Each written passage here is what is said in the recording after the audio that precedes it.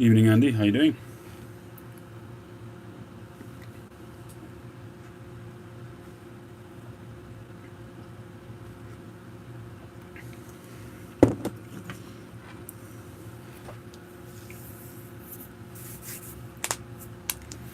Good evening, Tim. Piping Pirate. How you doing, Piping Pirate? Didn't I see a video of you selling all your gear? That you were stopping pipe smoking, possibly? Health reasons?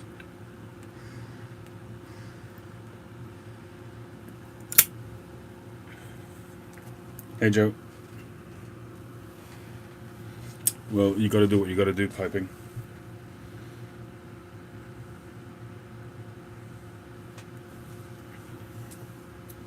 Oh, that's not good.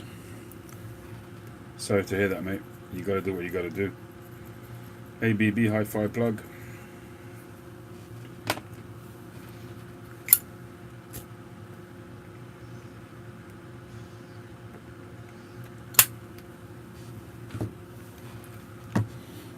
Currently smoking the Savinelli Autograph with some 2015 Dunhill Flake.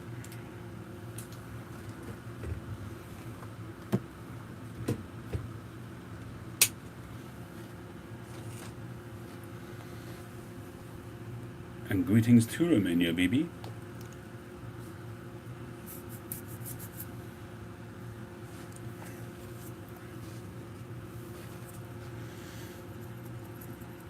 I was hoping to get out to the garage for an hour or so this evening to continue shaping the mortar pipe, but I was feeling a little bit dodgy, a little bit lightheaded earlier on.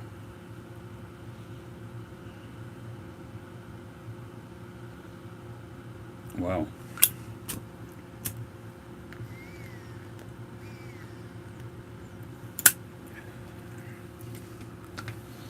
Is your valve leaking? Is that the problem with it, or is it blocked?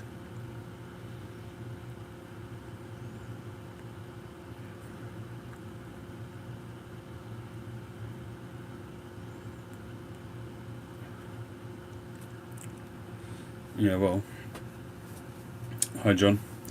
At your age, you've got youth on your side. Hopefully that will all go well. Wish you well with that.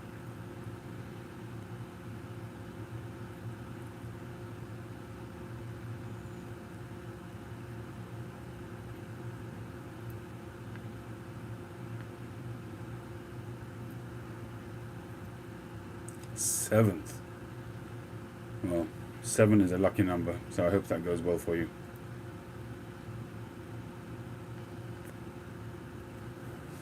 Anyway, as I say, I was going to go out and carry on my mortar pipe. I should have really brought it in just to show you where I'm up to with it, but hopefully, if I don't mess it up, it will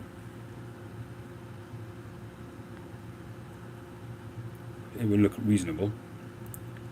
Let's see if I can show you a picture of where I'm up to.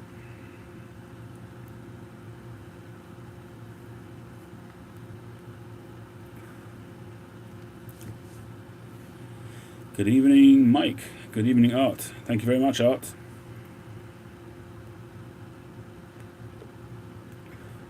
I realised that my second version of my video sale, my sale video, I didn't put all the details in the description, so I still need to do that.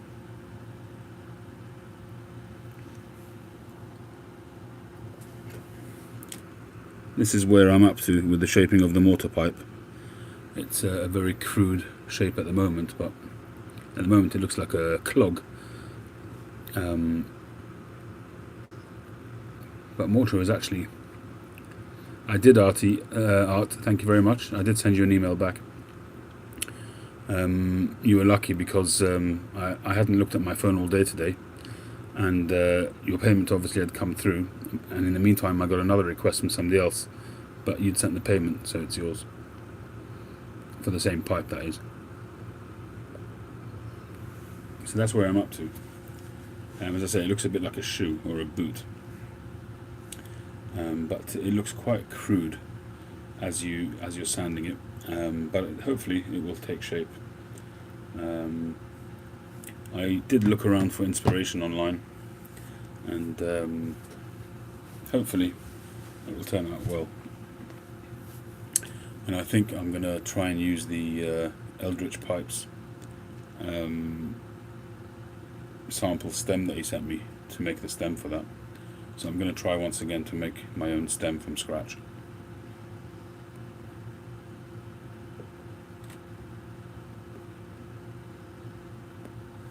I was thinking also of putting in some kind of adornment, some kind of band maybe, but I'm kind of thinking to myself, don't bite off more than you can chew. But I might still do that. Hey tree.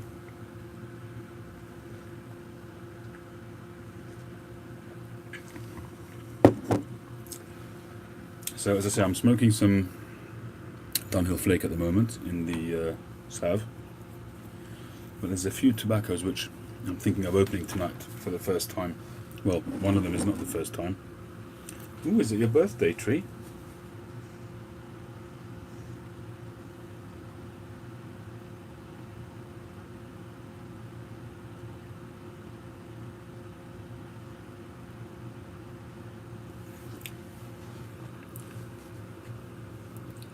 Happy birthday. You don't look a day over 40, tree.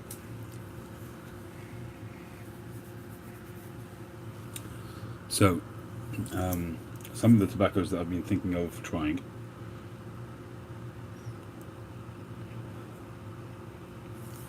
is this HH. No, it's not HH, it's just McBaron Stockton. And this is from 2011. A spun tobacco cut in bird's eyes. Superior cool, made from selected quality Virginia tobaccos with a touch of Cavendish, giving a pleasant aroma. So that's one I'm considering opening tonight.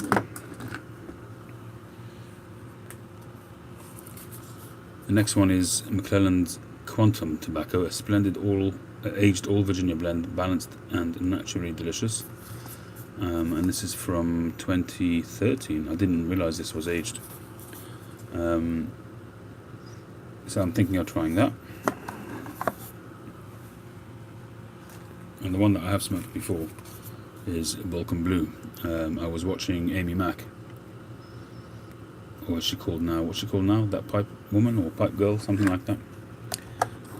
So it kind of got my juices flowing for that blend again. So I thought I'd crack a tin of that. But at this time of night, I'm not sure that I want to go for a Latakia blend, even though this one is very smooth.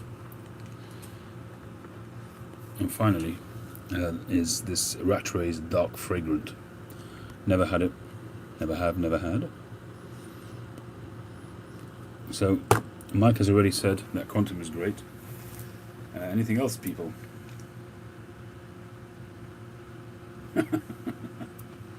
The Captain Black Grape, I sent it on to Art, I think, if I'm not mistaken.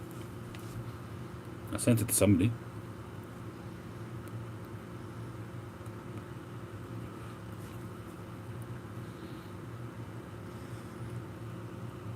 I enjoyed your awards, Eric. Nicely done.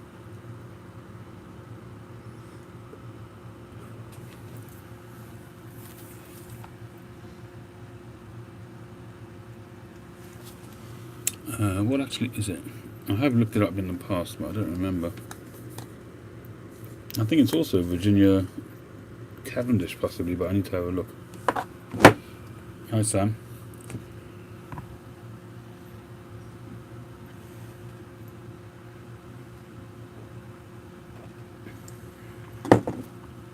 Well, either way, Eric, it was nicely done.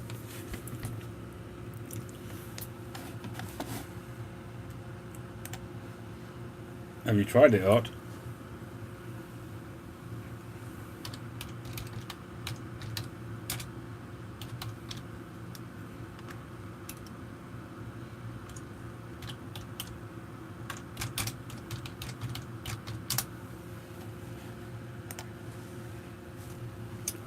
So Tobacco Reviews says dark fragrant encompasses the need to relax.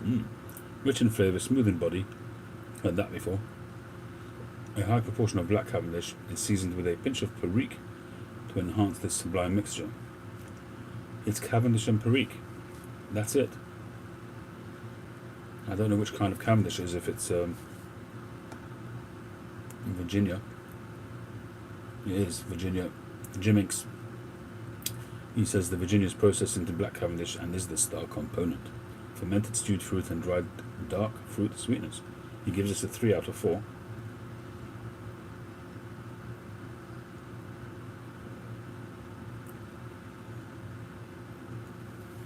Well, I think it's something that I might like.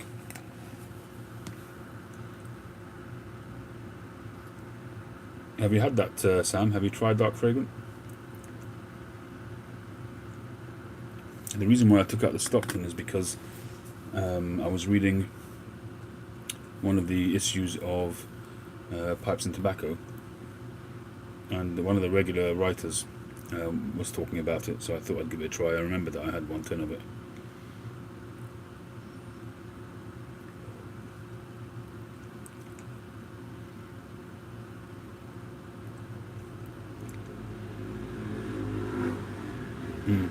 No, I realised that, Sam. I was just wondering whether you tried it as well. Okay, so I think the Balkan Blue we're going to set aside. The Quantum, possibly. Well, the Quantum is... Mike says it was a limited release. I think I've got 2 tins of this. When McClelland's announced their departure from the tobacco world, at the time, I jumped onto Boswell's, and they had a few tins of various bits and bobs, and I think I took what was left, or nearly all of it, which wasn't much. It was about 4 tins. So it was 2 tins of the Quantum, and I think it was 2 tins of the Honeydew. Has anybody tried the Honeydew?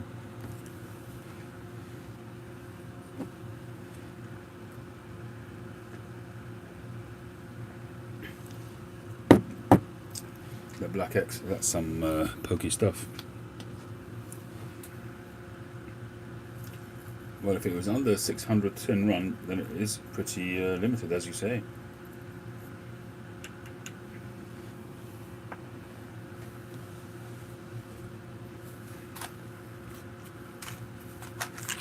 Got a new stock of my favourite matches from the Danish Pipe Shop.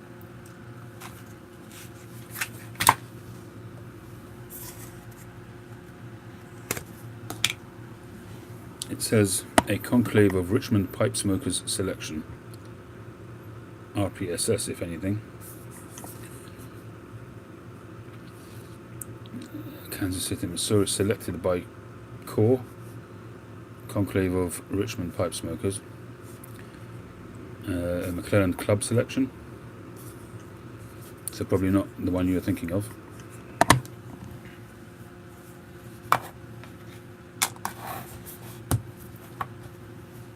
It does ring a bell though. Is it PCC something? PCCA, yeah.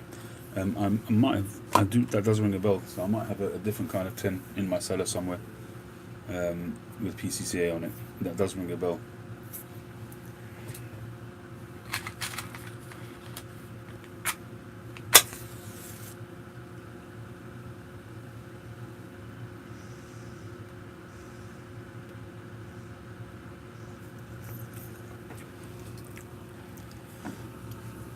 I was feeling rather under the weather a bit earlier on, and I was just thinking of something nice and mellow and sweet to smoke. So I pulled out this 2015 Dunhill Flake, but it's not delivering tonight. I don't know why.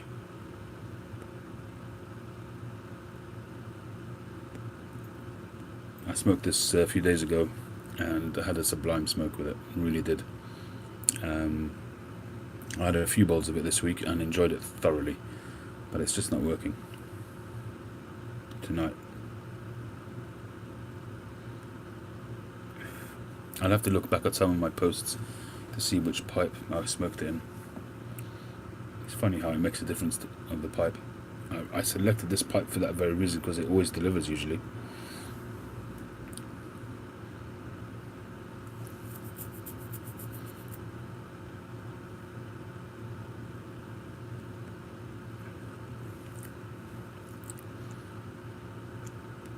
Okay, so are we going for the dark fragrant then for the next smoke?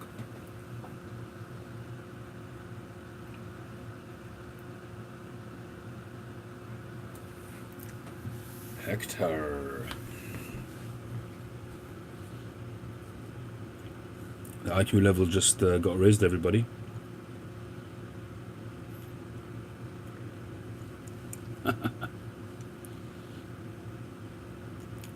How you doing, Hector? Good to see you.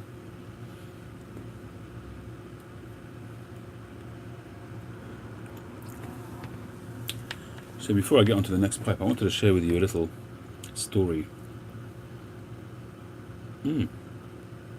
Well, I didn't win it, so I'm trying to remember where I bought this tin. It might have been from Boswell's. Yep. There you go, the B I've written on the top there, May 2018. So that was Boswell's. Yeah, he's been winning a lot of stuff, hasn't he? How do? Pipes and pictures.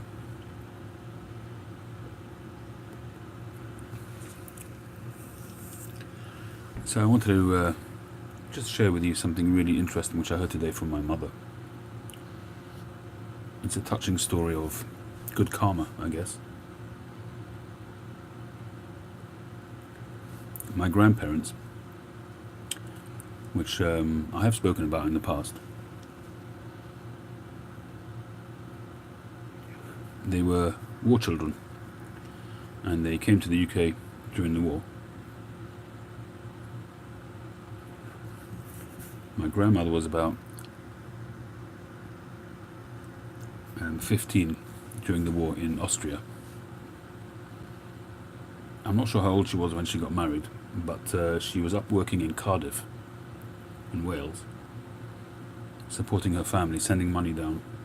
She was the only one who was able to work at the time. Her sisters were too young, and her mother was here in London looking after her sick husband, who had actually suffered quite heavily physically during the war.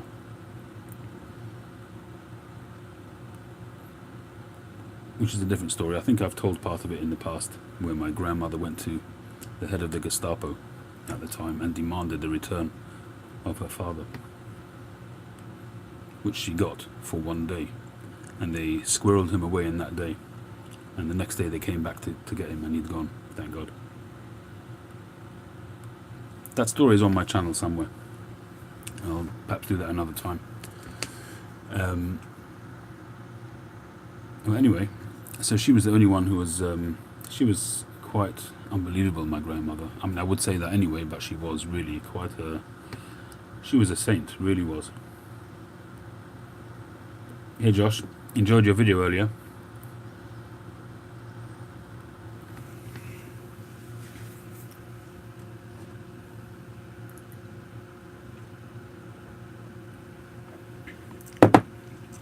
Anyway, to continue the story.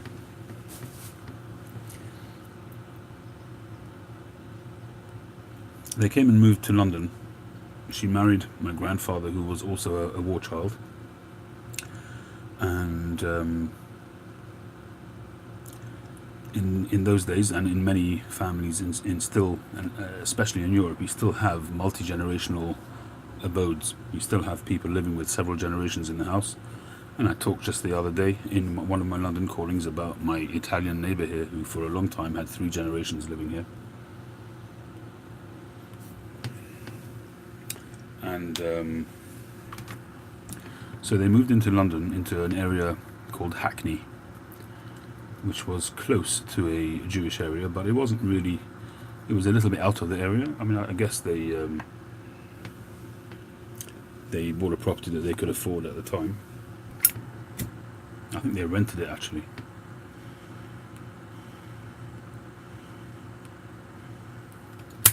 I think they only purchased later on in life.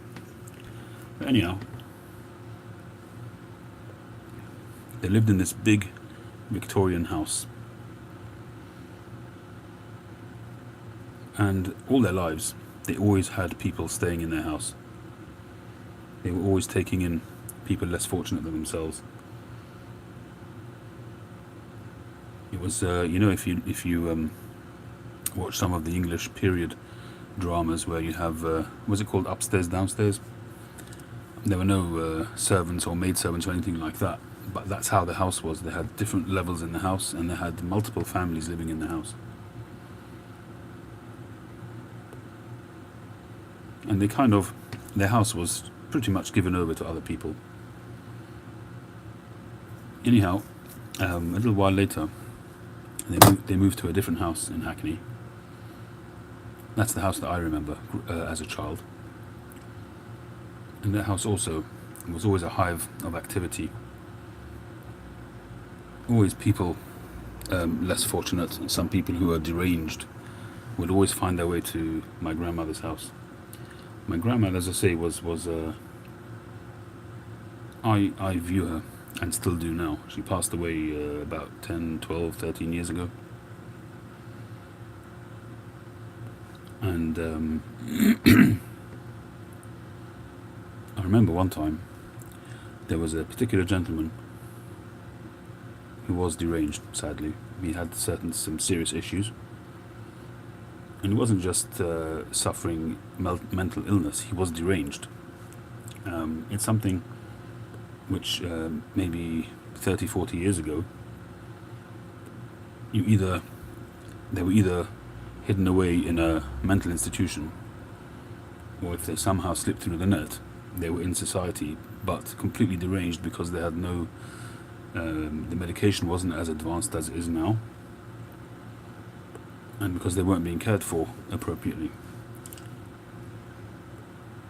Anyhow, this guy found his way to my grandmother's house, and she always let him in.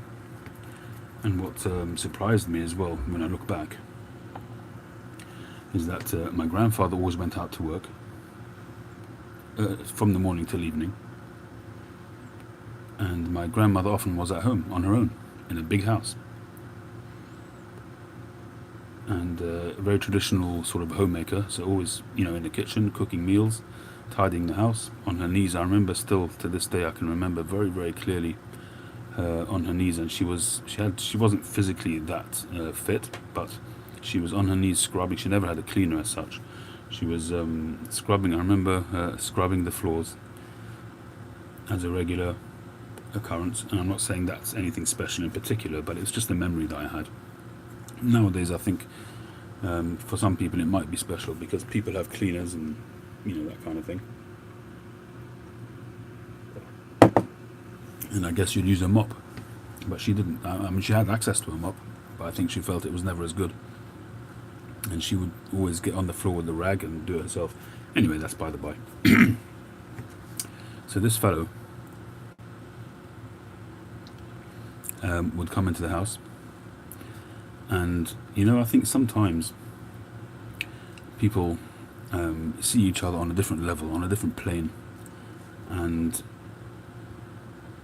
this person would often be in public, in sometimes if we saw him in the synagogue or on the street, he would act completely deranged. But when he came into my grandmother's house, he was calm. I'm not saying he wasn't deranged anymore, but he was calm, and he would listen to her. Sometimes if he started to act up, my grandmother would say a terse word, and he would listen. It was almost like a mother telling off a child, but with love. And he would stop whatever he was doing, which she wasn't happy about.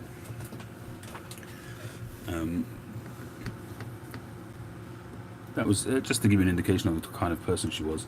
Another story about her, which I think I have mentioned before, was I've definitely said this story in the past. As I mentioned earlier on, she was a breadwinner for quite some time before she got married.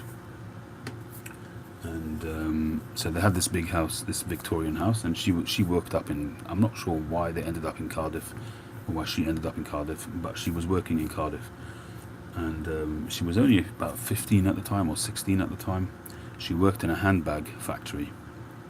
And because of the type of person that she was, her really solid character, she became the manageress within a very short space of time, and she was in charge of giving out the wages at the end of the week. So you'd have a factory of workers, probably 99% of them older than she was, yet she was in charge of giving out the salaries. She was obviously an observant Jewish woman, so come Friday, it was always, Sabbath comes in on Friday evening, and especially in the winter it comes in with nightfall, which could be at 4 o'clock in the afternoon. So it was always a stressful time for her to get her work finished in time to get home for the Sabbath. Getting home was a half an hour's bus ride, and if she missed that bus, that last bus, or if she missed the bus before the Sabbath, then it was through sort of mountainous terrain and through woody kind of really sort of old-fashioned stories type stuff where she'd have to walk through a forest in order to get home, because once the Sabbath comes in she wouldn't go on a bus. Anyhow, 1 week there was a delay, and the boss gave her all the wages to give out, and it was too late. When she finished, it was too late to take the bus home. It was too close to the Sabbath. So just before the onset of Sabbath, she called her mother, who would have been worried. Her mother was with her in Cardiff at the time, and she called her mother from the factory and said, Mum, it's nearly Sabbath, I've missed that bus, I can't get home in time, I'm going to stay with my boss for the Sabbath, he's invited me, and everything's going to be fine, don't worry. She put the phone down, she looked up after finishing her work, she looked up, put the keys back through the letterbox so her boss will find the keys, and then she walked, I don't know how many hours, she walked home to get to her parents. But for me, the greatness of her character was the fact that she told her mother a story so that her mother wouldn't worry. If she told her mother that she was going to be walking home, her mother would be on tenterhooks until she arrived. That was the type of person she was, a very considerate person. Anyway, I've forgotten the original story. So the original story was that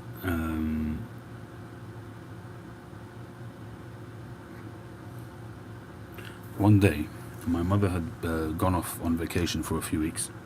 She was 18 years old at the time, and she came back to find that somebody else was in her bedroom. And her mother told her when she came back, don't get a shock, but there's somebody else who's moved into your bedroom. And that's the way it was. There was a girl who obviously had nowhere to stay. She was studying in London. She was an American girl, or was it from Brazil maybe? I don't know. She was a foreign girl and had nowhere to stay, and my grandmother took her in. And so they shared that bedroom. I think she only stayed there for about 4 weeks or so, and that was it. Never heard from her again. We're talking about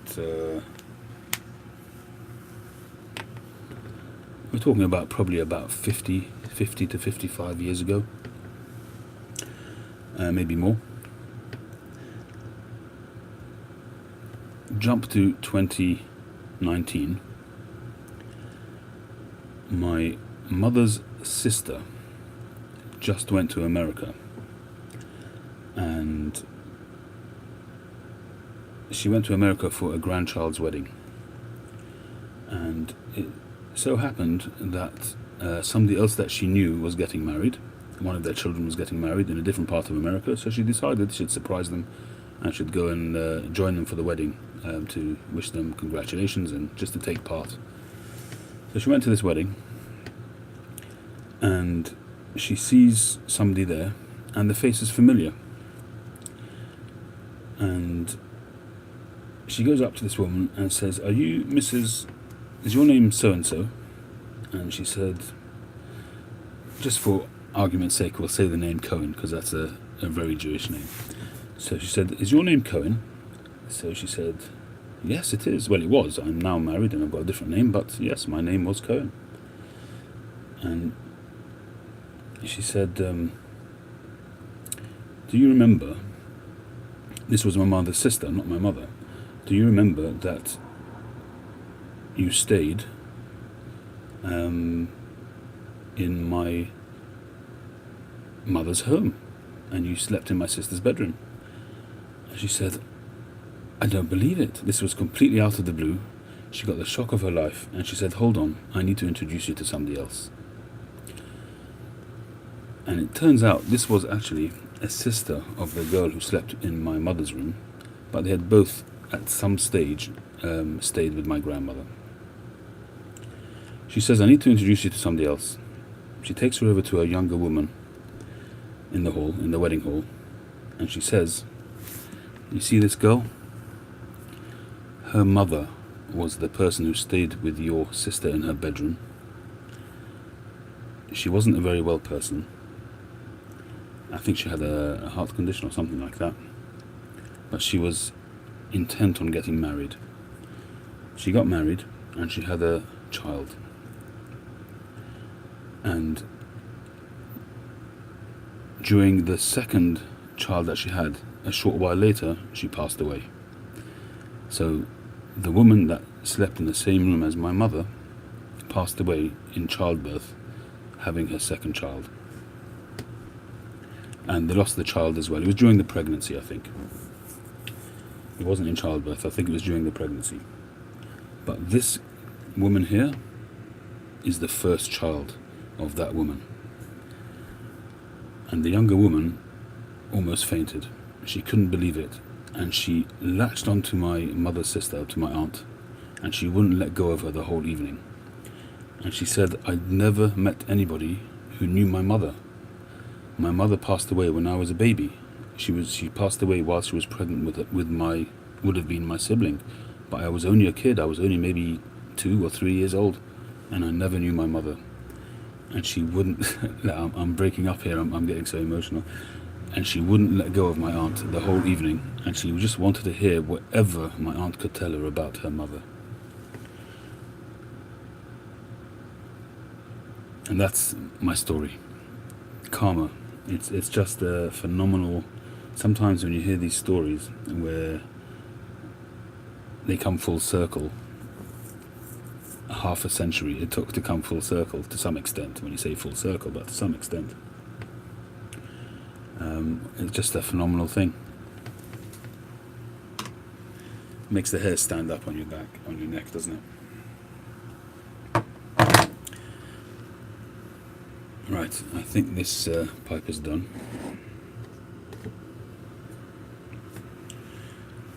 We'll just set it there.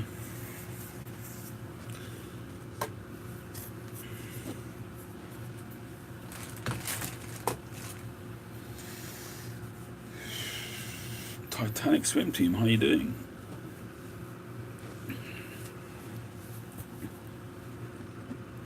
I did see your comments, by the way, on one of my earlier videos, and I should have really responded. I wasn't ignoring it, but I don't always get to respond to all of them. I do try, but sometimes I only get to them later on.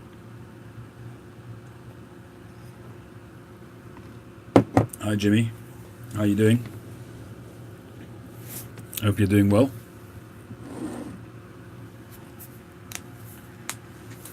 Have you come any closer to replacing Lucy? Sorry, not replacing, but you know what I mean.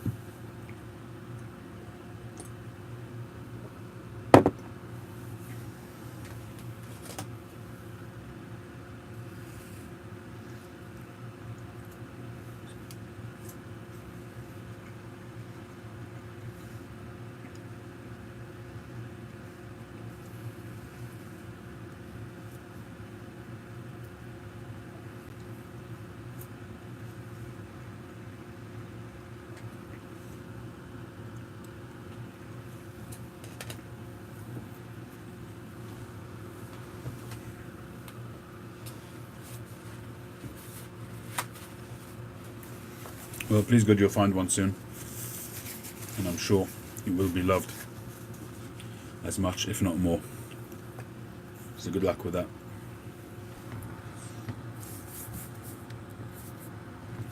Alright, so let's pop this Dark Fragrant.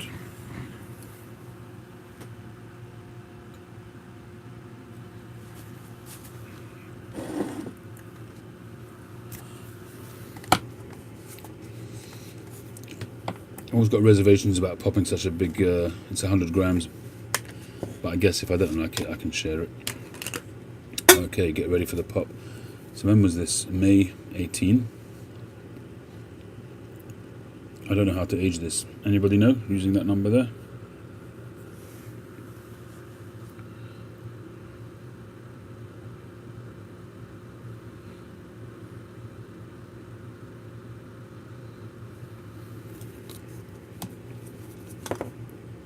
Here we go.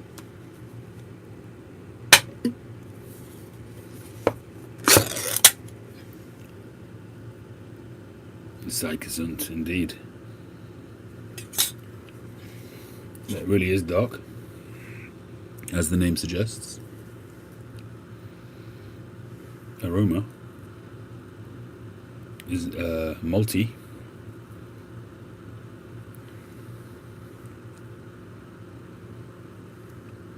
Sort of dried fruit. Well, I suppose any tobacco will be fragrant. It's a question of whether it's good fragrance or not.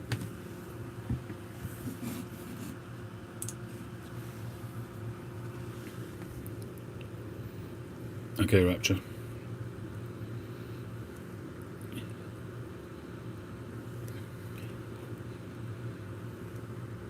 Trying to pinpoint the aroma there. It's definitely got a malty sweetness to it, and there's a little bit of crystallization on some of the tobacco.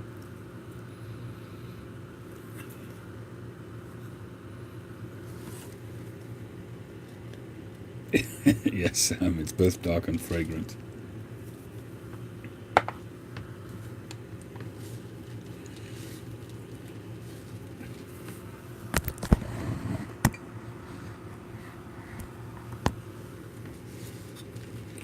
"20 years, I would say so.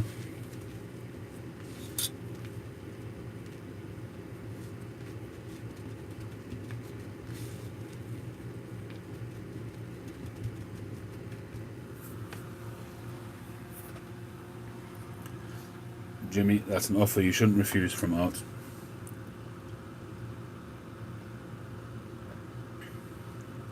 Art is Mr. Fix-It. He makes things happen.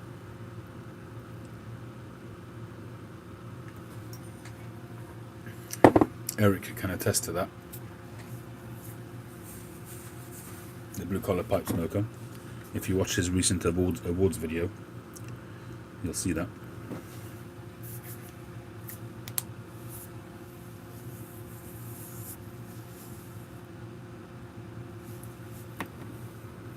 Is that Freiburg and Trier? Evans blend. Never heard of it. I haven't smoked this Chacom for a while. I almost put it in the sale, but I decided against it at the last minute.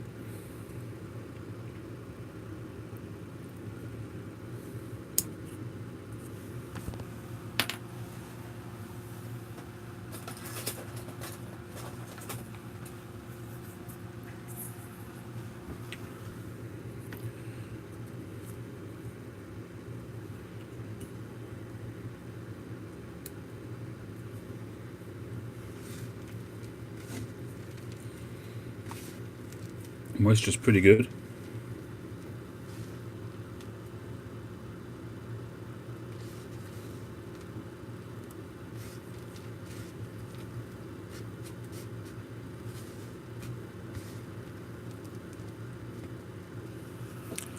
Just look at that grain. Indeed, OCD.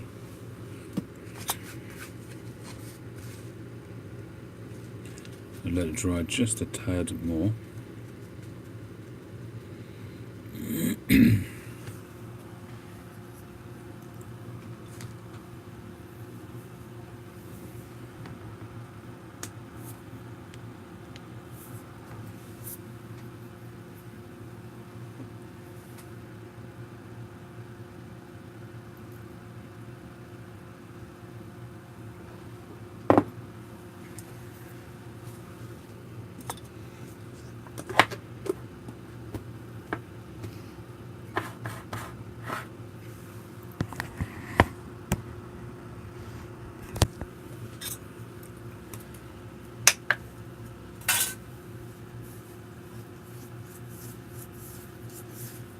So what's everybody smoking this evening?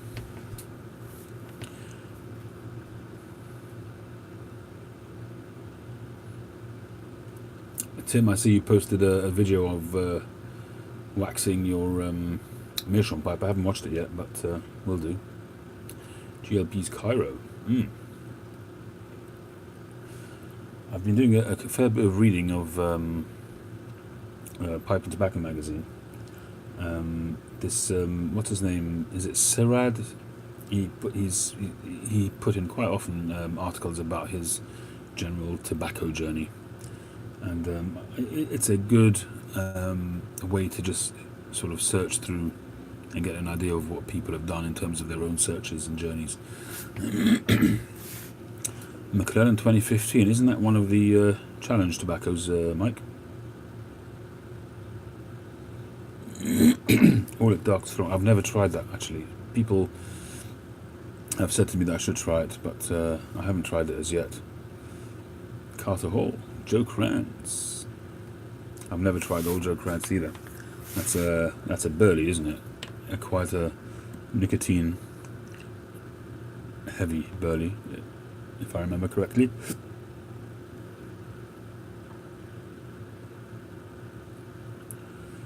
Hey Kenjiro.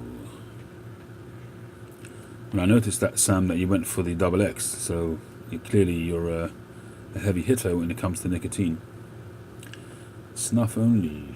I did have some snuff earlier on, because I don't smoke on Saturdays, but I do partake of some snuff.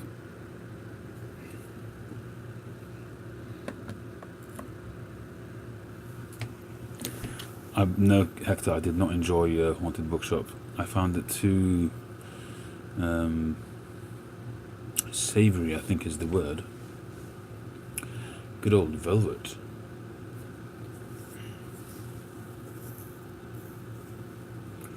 Well, I did try Velvet a while back. If you remember, on one of the lives, I did a tasting of it together with the Artful Codger. He sort of guided me through how to smoke it, and I did enjoy it quite a bit. But I'll be honest with you, I do find it difficult with the blends that you have to really sip very gently. Navy Flake. Yeah, it is Kenjiro. This was a pipe that I saw at Nottingham Pipe Show 2018. Didn't buy it on the day. What did I buy instead? I think I bought a Rattray. Not sure. No, I bought a Savinelli, which Hector has, in fact.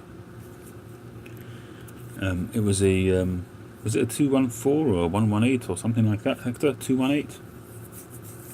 The Billy? Yeah, that one I bought at the show 2018, but it was kind of a toss-up between this one and that Savinelli.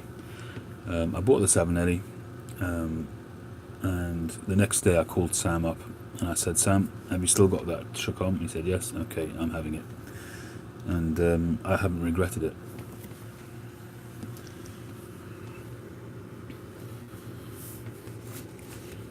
I haven't tried the 3 Ps. A lot of people say a lot of good things about it. Okay, this should be just about perfect now.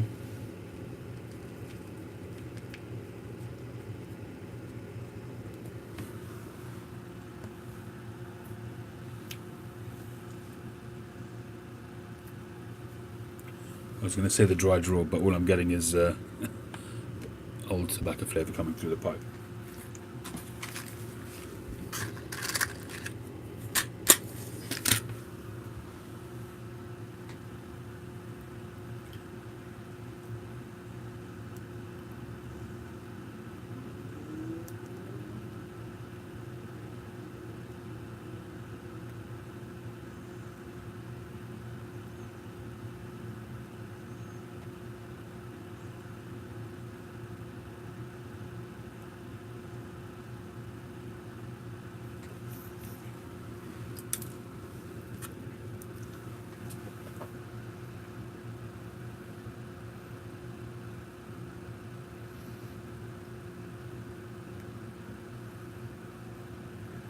Yeah, I can hear that, Sam.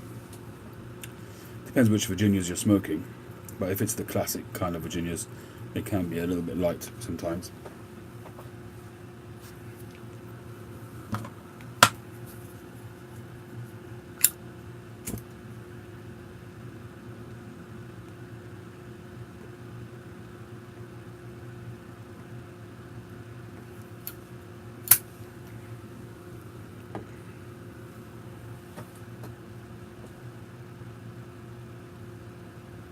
Talk amongst yourselves. I'm just getting to grips with this initial tastes of this blend.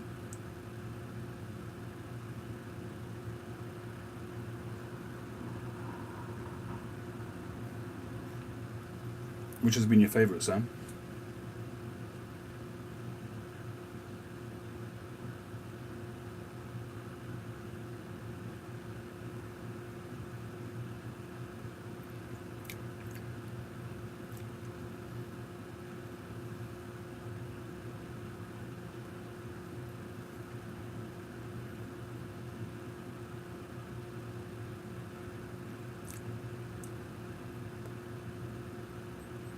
Incidentally, Sam, I'm hoping to get your package off this week. I know it's been a long time in coming, but do me a favour and just send me an email, remind me of the various blends which you said you wanted.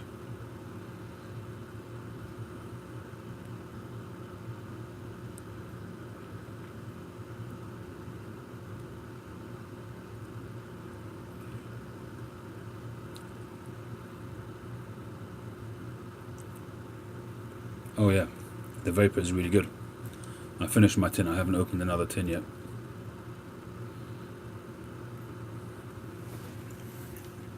This Tampa, this was made by, I forget, it was either Danny Shaw, who hasn't been too well of late. I mean, he hasn't been too well for a long time, but if you watched, what's her name? Happy Joy. If you watched her, she gave an update. Apparently he went into the emergency room, but he's back home now.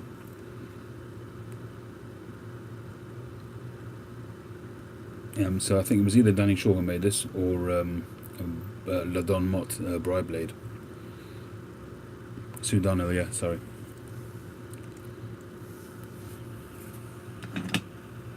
There's another cigar one, which was made by Rick Ruff of Ruff Works, and he's got Bosco on there for me. A little pick inside.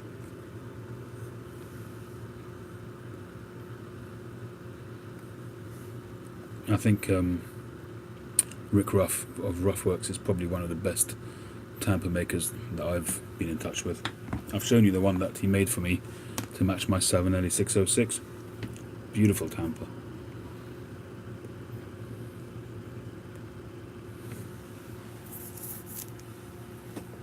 Yeah, apparently the chemo had some effect on his liver, and he stopped talking and he couldn't walk.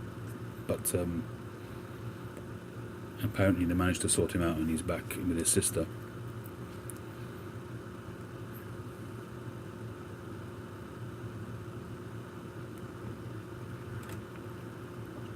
Congratulations to Mrs. Yardison.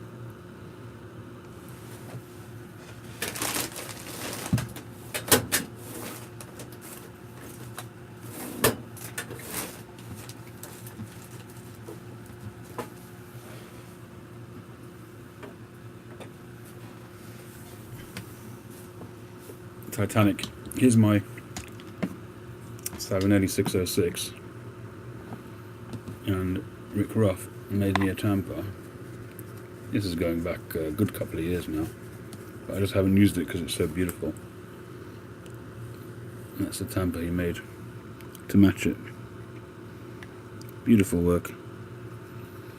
And he put on the top the BPR UK, or BP UK, which used to be my handle on Instagram, but I've never used it, which is a bit stupid really, a bit sentimental.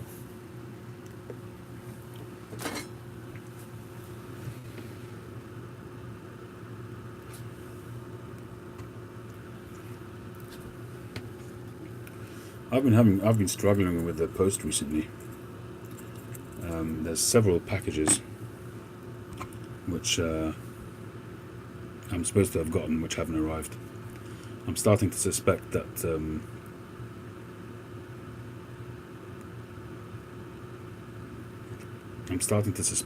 somebody in the post office knows what I get.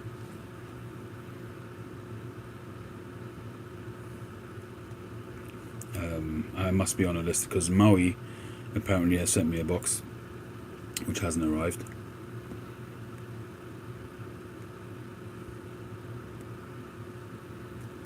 I got a box, quite a sizable box of tobacco from the Herfers, which was sent to them for me by Danny Shaw. And there must have been quite a lot of tobacco in that, and that hasn't arrived, and that's already 3 or 4 months.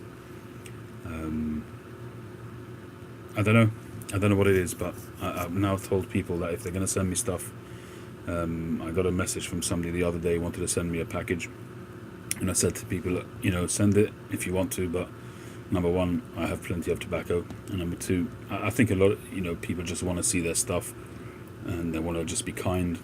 I said, if you're going to send it, you've got to send it tracked, because when it's tracked, obviously, if somebody is nicking the stuff, if it's tracked, it's tracked.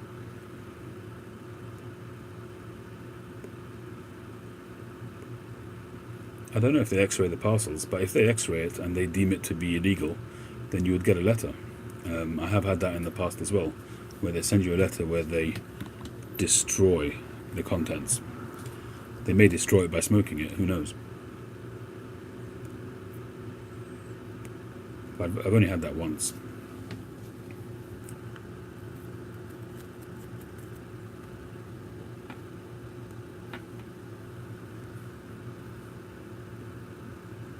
Hey Sue, no, I was saying sadly I didn't get that package. It went to the Herfers, they got it, but they sent me part of it, and that never arrived. Thanks for the update, Sue. I don't know if Danny got to see the last message I sent him, but I sent him a video message a few days ago, because I hadn't seen or heard from him for a while. So I don't know if he's had a chance to see it yet. That's a good question, if he's developed a smoker's cough. Somebody has.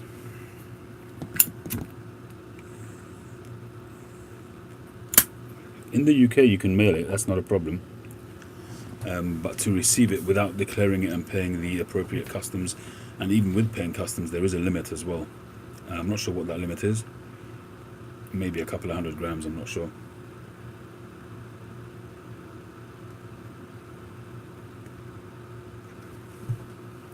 Yeah, Eric, I think that package must have been nicked by the outgoing postman.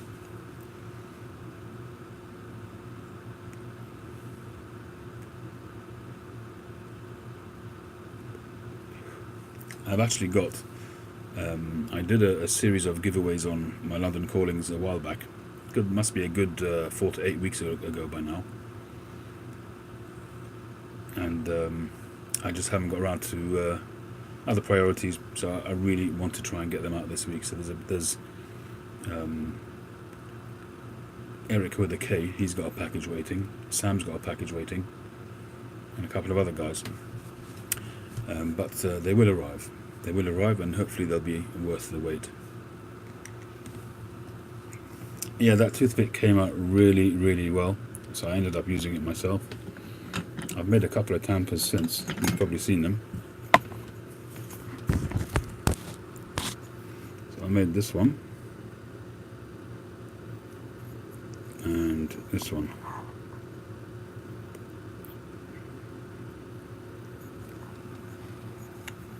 And they'll probably end up in somebody's package, or in a couple of people's packages.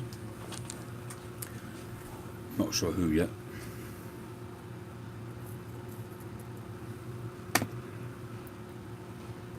Well, I see you using a pair of scissors today, Sue.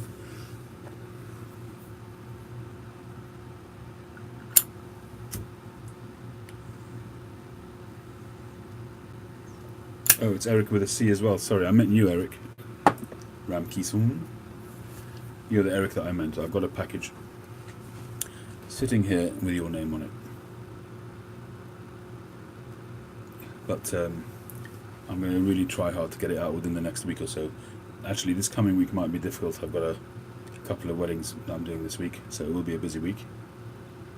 And it's supposed to be really hot this week. We're supposed to be getting a little bit of a mini heat wave here in the UK.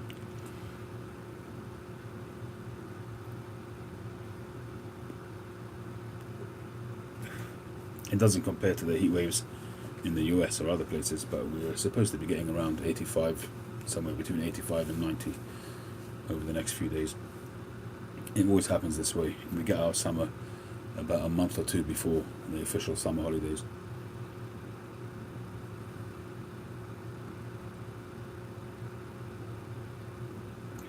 Yeah, people like the hot weather, but when I'm working at a wedding, it's really hard. Number one, you're losing fluids all the time, and number two, just taking photos while you're dripping, it's just not the nicest thing in the world.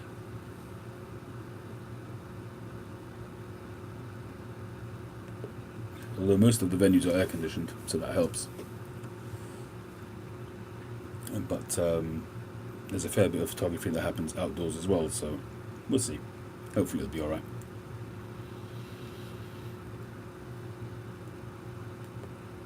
I remember a couple of years back now. Yeah, humidity's horrible, so a couple of years ago I had 1 week where I had 4 weddings in 1 week. Thankfully not a funeral as well, but 4 weddings in 1 week. That was heavy going. I remember I went to the chemist, to my local pharmacy, the previous week, and I asked them advice what I could do to make sure that I can keep going, because 4 nights, I think I had a break of 1 night in between, so there was 3 weddings, one after another, late night weddings, and I think it was Sunday. Hang on a second. I think it was Sunday, Tuesday, Wednesday and Thursday. And a lot of the weddings that I do end at 2, 3 in the morning.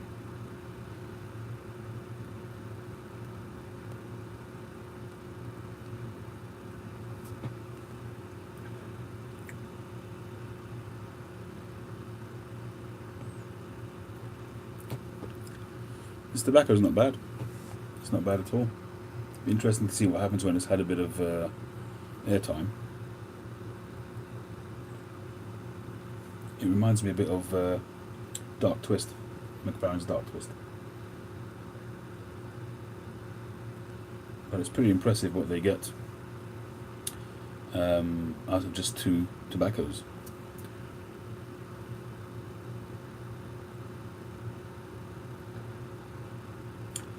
No package for you, Eric, at the moment, no.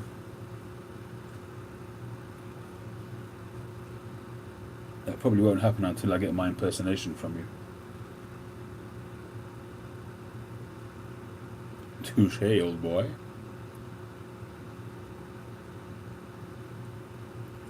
That's what I'm hoping, Rapture.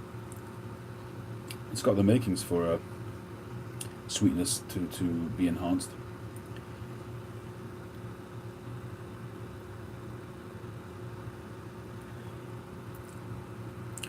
As I get down the bowl, I can feel it strengthen and a little bit more tingly in the back of my mouth.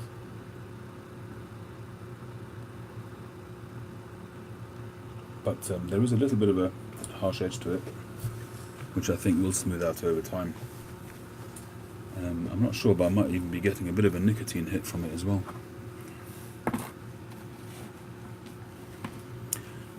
No, the DHLs and FedExes and courier companies don't seem to have that problem, because they're not going through the postal system. They're their own private network. I must be honest, I was very, very disappointed. I sent a package to Canada about 10 days ago, and I tracked it. So I went on to Royal Mail to track it, because the recipient, who doesn't know who he is yet, but the recipient clearly hasn't received it yet. And 10 days is a reasonable amount of time. They should have had it by now. So I went on to Royal Mail's website, put in the reference number, the tracking number, and it says it's been transferred over to Canada. and click on this button and we'll take you over to the Canadian Postal Service to carry on tracking. So I click on the button, takes me over to Canada Post. And Canada Post doesn't even recognize the reference number. So sometimes when I get a package from America from USPS, they are obviously they have a relationship with Royal Mail or Parcel Force, and when you get a tracking number from the person who sends it, it works. It works here on Royal Mail's website or Parcel Force. And so I was just really surprised that there was no continuity with Canada Post. So I got online to on their contact form, and I got onto a live chat. What a waste of time that was. I mean, the person was polite enough and would have liked to have helped, but couldn't tell me anything. All they said is that, are you serious? 90 days?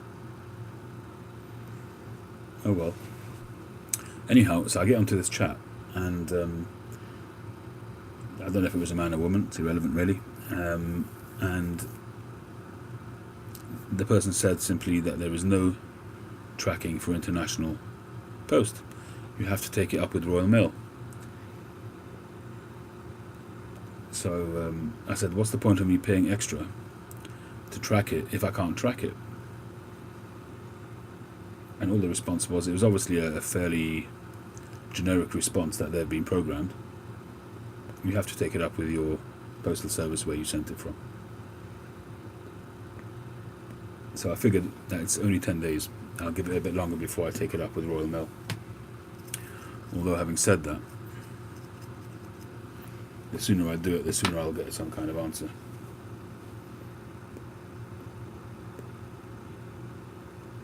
Okay, OCD, that makes sense given that they're neighbours, even though they often hate each other. 4 noggins generally been okay, John. Yeah, 10 days sounds about right. It's usually from the regular people that I buy from in America, which is 4 noggins and mostly Boswells. But I haven't bought for quite some time because of the issues that I've been having, and I've really been enjoying the UK stuff. So I'm just really, and I've got plenty here, so I'm really not buying that much. The only stuff I bought recently was the new releases here in the UK. And I haven't even topped up on the Dunhills, you know. Although I haven't really been to St James's for a while. I didn't go to the Pipe Club of London last Tuesday because I was busy.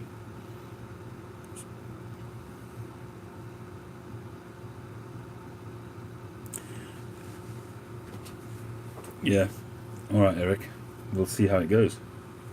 Not the easiest accent there, is it? And I suppose it doesn't help that you can't see mannerisms.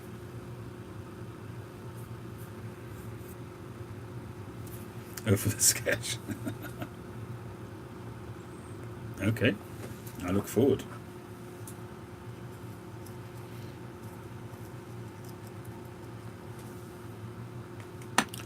I'm not wanting any, John. You're too generous, but I'm not really wanting any. The ones that I like, I've got a few tins of each of them. And when I go to 1A, yes, Hector, only special people in the upper echelons of the IQ have footage from me. The people... Anyway, let's not get into that. Yeah, so 1A Dunhill still has a fair few tins of Dunhill if I really want something, but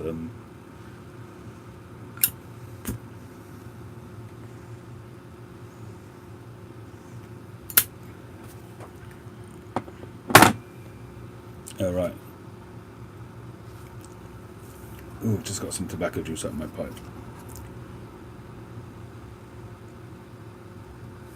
Oh, nice.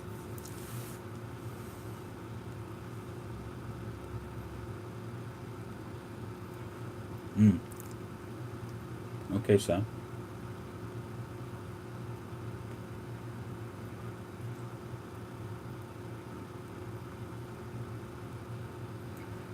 Where are you, Eric? Remind me.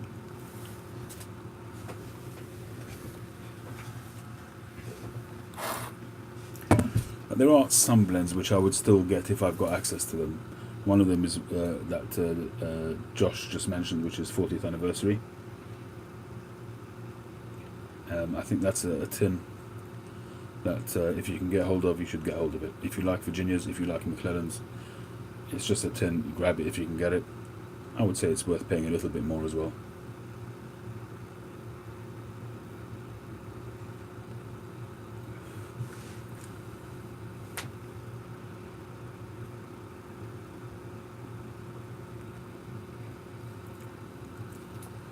Just getting about halfway down this bowl. It's losing a little bit of its sweetness.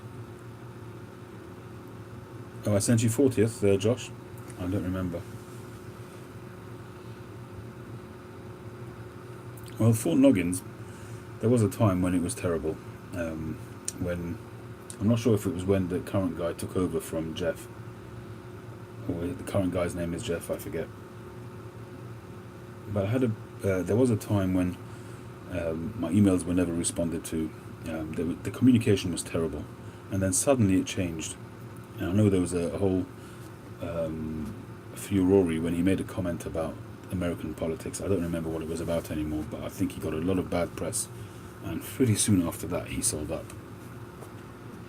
I think there's possibly some kind of racial connotations to some remarks he made.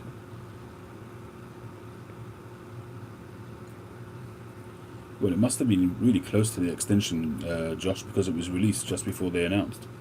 It was released in December 17. Yeah, you, Eric, whereabouts are you? You're in Europe, aren't you?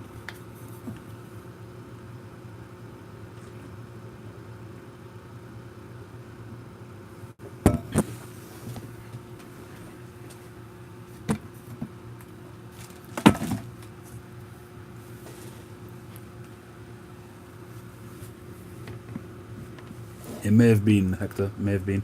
I don't recall. Something like that. I don't remember OCD. It may have been. I just don't remember. But he did get a lot of bad press at the time, and it was soon after that that he sold up. And I think since then the new guy's been a lot better. Communications have been good.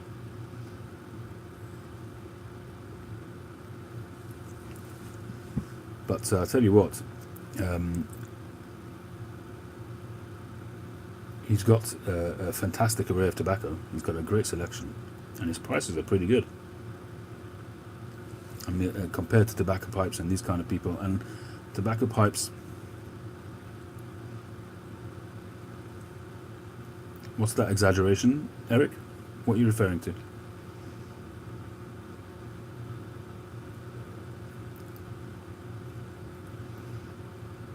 I assume you're being sarky about something, but I'm not sure what you're referring to. Oh, you're in the UK, Eric. We should meet up sometime. Down the A13, innit? Down Essex.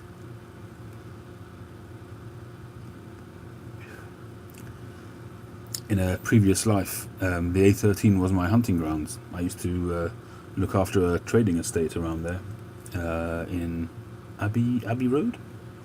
Does that make sense? I think it was called Abbey Wharf Industrial Estate.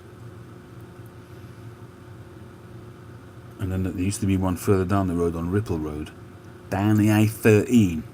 You know, over the flyover? Rippleside Industrial Estate. There used to be, I remember there was a time when they used to have, what's his name, parties there. What do you call them? Raves. You know, the youngsters used to rave.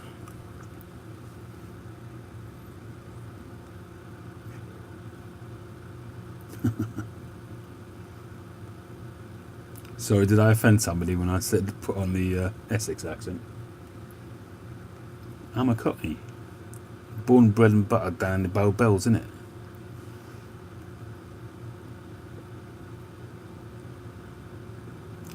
Probably a good idea, Captain Clinch. Enjoy your cigar.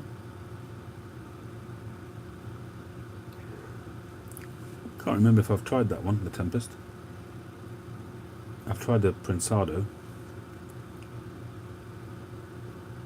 Cool. Have you ever been, Eric, to the Pipe Club in London?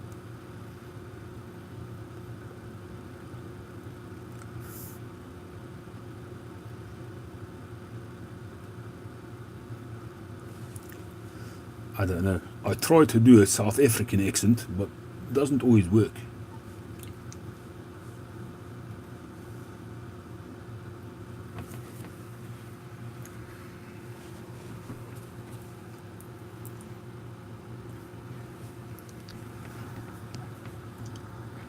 Or Ballyconnelly. No, that's no good. That didn't work. You can do Irish sometimes. It really depends on... sometimes your brain just works, sometimes it doesn't. To be sure.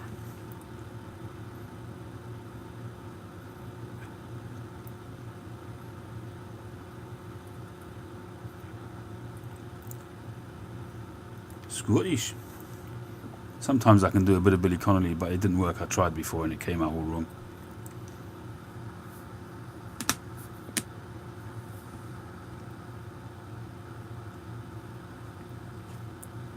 Eric's a great impersonator. The blue-collar pipe smoker, Eric.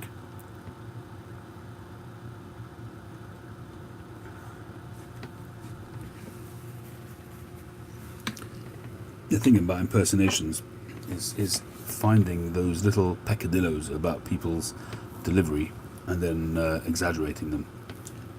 There you go, exaggerating. And then kind of, it just recalls that person's style of speech. But sometimes it's not a particularly good impression, but it automatically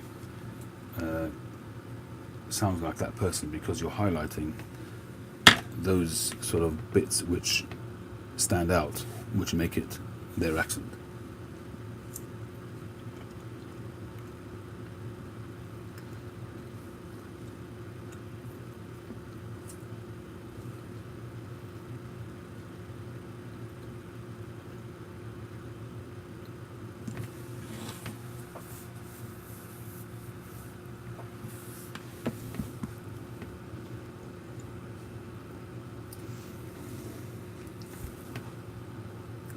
You have quite a traditional New York accent,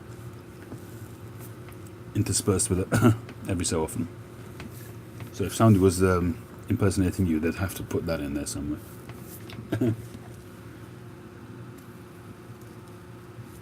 With a little chuckle.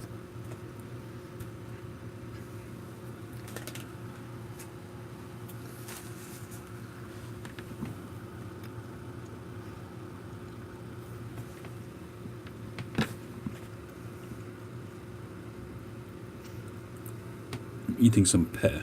I usually end up eating chocolate to take on board some energy, but I figured tonight I'll take the healthy option. Absolutely, Hector.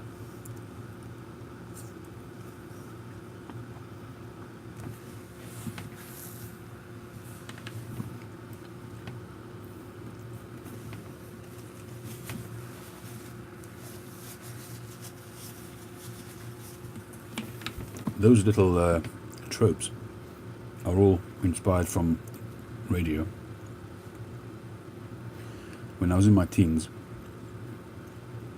I used to have trouble falling asleep, and for one of my birthdays my parents bought me a radio. Absolutely loved that radio, and I would listen to Radio 2, especially on Thursday nights. Every night at between 10 and 11 there was usually 2 comedy programs for half an hour each. 10 to half past, and from half past 10 to 11. And I used to love some of the programs that used to be on. There was the Grumbleweeds, the News Headlines with Roy Hudd. Absolutely loved the News Headlines. Anyway, Abbey Road. I have actually driven past it a few times, that zebra crossing.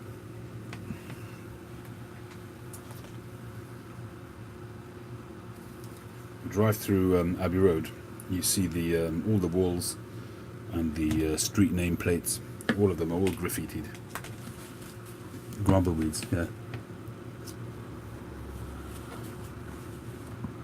Anybody see me teeth?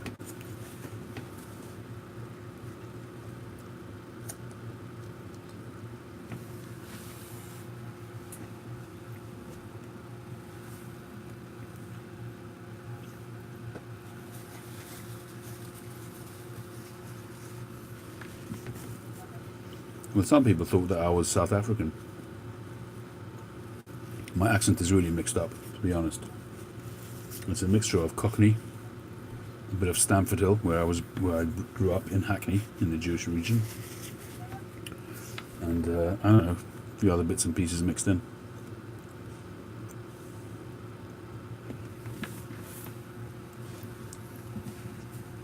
Indeed, be serene. That one actually didn't come from radio. Good night, Sue. All the best. Good night, OCD.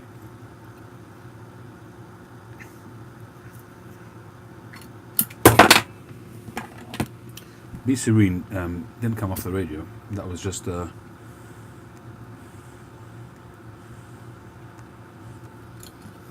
me, that was a wish, a blessing, which encompasses everything. It doesn't roll off the tongue as well, but I just thought it was a good way to sign off. I used to always sign off with catch you on the next one, which I still do most of the time.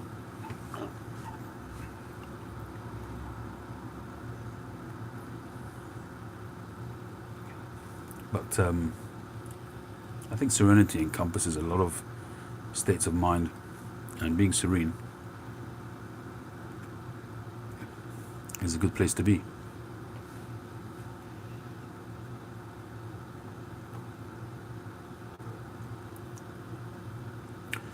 Well, this dark fragrant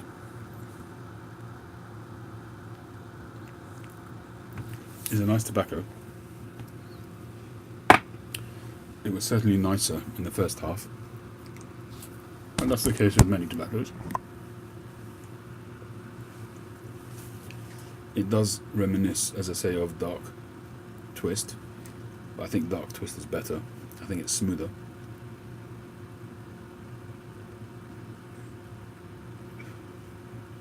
And I think that we'll revisit this. I'm going to jar it up.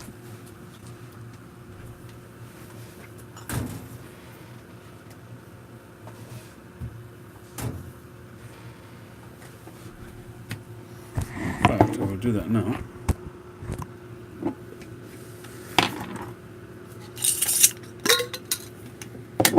It previously had some Orlik Golden sliced in that jar, so it shouldn't really have any adverse effect.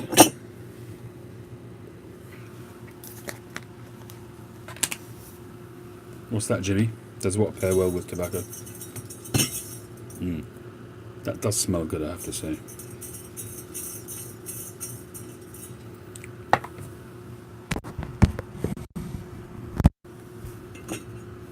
Invaluable tool or accessory.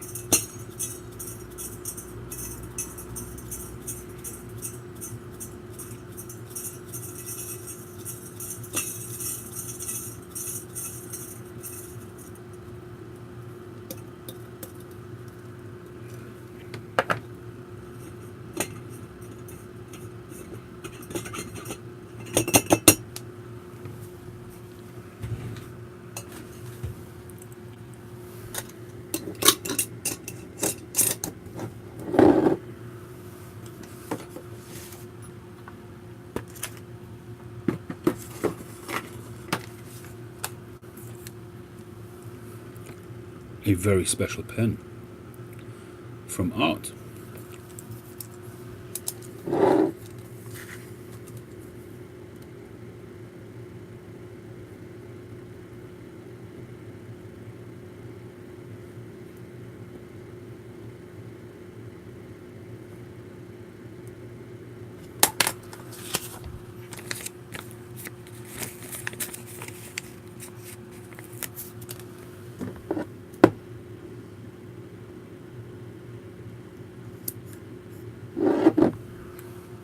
Who's Paul? Paul who?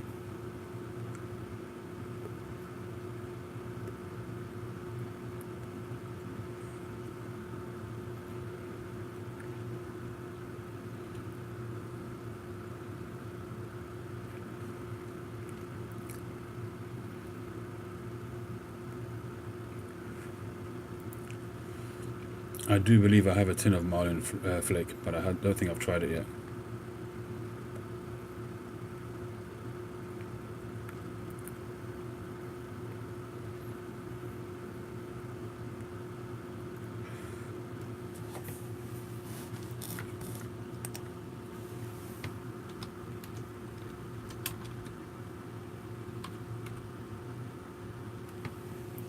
Really?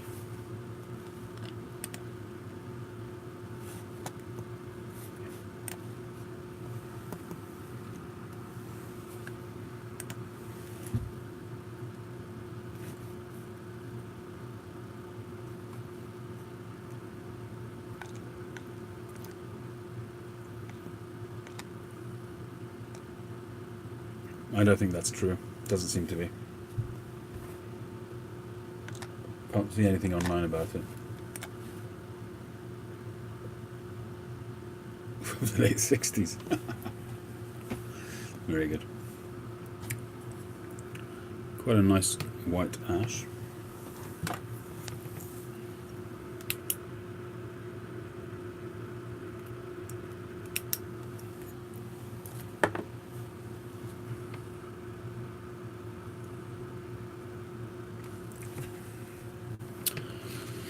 Okay, ladies and gentlemen, if there's nothing else, not much else to say here. If there's any topics any of you guys want to discuss, now is the time.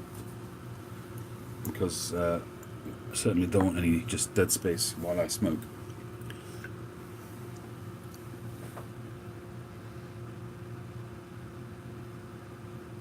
Indeed it is, Jimmy.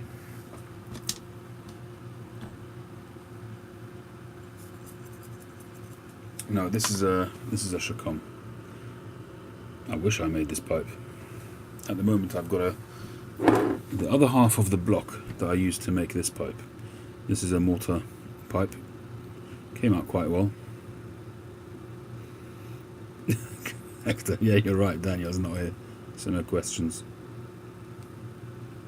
Haven't smoked this one yet. Haven't decided if I'm keeping it or not. Came out really well. It's really quite hard stuff to work with, mortar.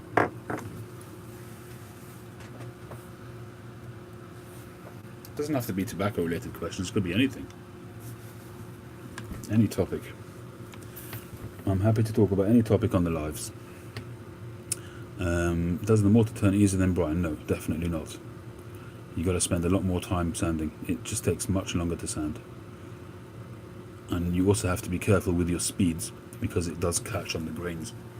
The grains, you can see the grains, but they're quite a bit flakier. They catch easier than briar because they're so sort of wide apart. You can quite easily. Briar is much denser. It's denser but easier to sand, whereas mortar is. I don't know. The grains are much further. The grain lines are much further apart, but most and it just seems to catch if you're not turning fast enough. I'm happy to do that, Josh, as long as I just don't like just sort of rambling for just for the sake of it. I did not block Daniel at all.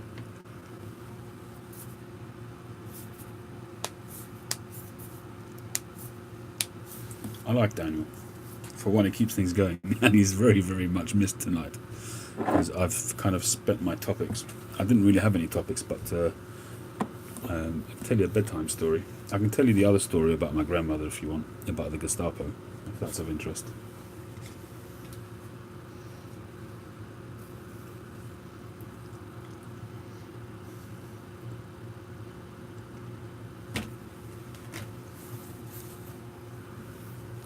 I might have knocked the microphone.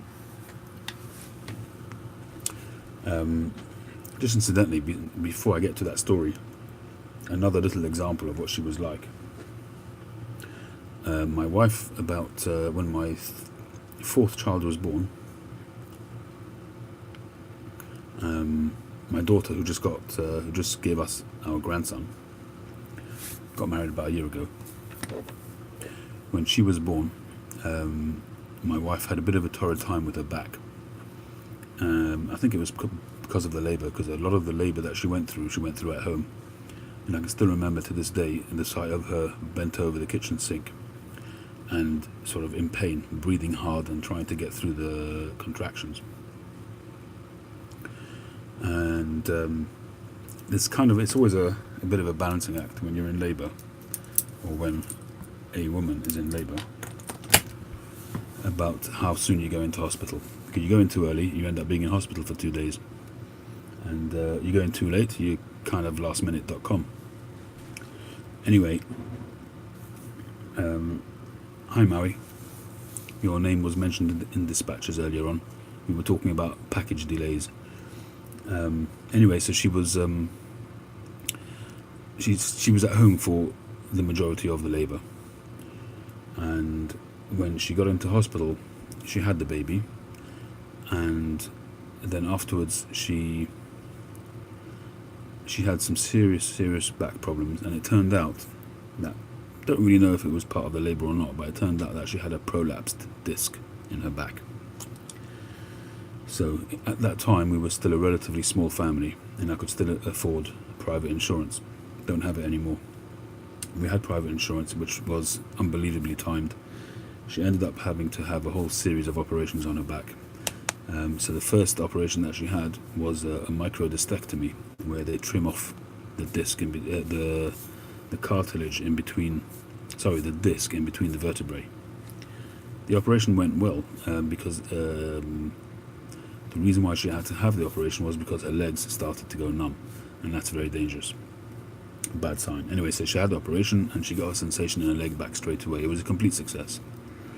But within a very short space of time, she was having problems with which is a very common thing. She got an infection in the operation site in her back, and that was really the start of some serious trouble. She was in and out of hospital for weeks and weeks, and she ended up having a series of operations to clear up the area. She was having a leakage in her spinal fluid, and don't ask. It was a tough time. But I remember at one stage she was in hospital for about 3 weeks, and my grandmother would call the hospital every single day. My mother didn't. She called and visited and did everything that a mother should do, but my grandmother called every single day. And she didn't speak to my wife, she just spoke to the staff. My wife didn't even know about it, but she called every single day. And I think I mentioned this actually quite recently. I might have talked about this, but I think that the reason for that, I was never sure of the reason, but I thought the reason was two things. One, just to inquire how she's doing, and two, to let the staff know that somebody is inquiring every single day. Because, however dedicated the medical staff are, if they know that somebody's going to call and somebody's going to be interested, you just feel a little bit more committed. And that was a theory. I don't know if it's the truth or not, but she certainly called every single day. Anyway, that was sort of a more recent story, but it's these little things, that you remember, because it's a phone call. It's no big deal, but you try and think of somebody that you know is close to you that's in hospital, and try to imagine having called them every single day, as weeks go by. So the Gestapo story, Hector, yes. So my great-grandfather was taken into one of the concentration camps, and they didn't know whether he was going to ever come back or not. This was in Austria, in Vienna, near Vienna. And I don't know which one it was. And they had been sort of really working feverishly to get visas to get out of the country, and they, all different types of stories that went on behind the scenes to try and get visas to get out of the country. At that stage, if you had a visa, they still were letting people go out, leave the country, and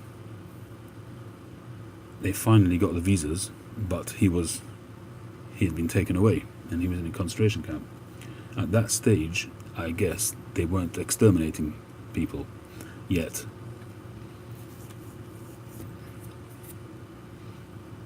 And I've seen Daniel on other lives. He's okay, as far as I know.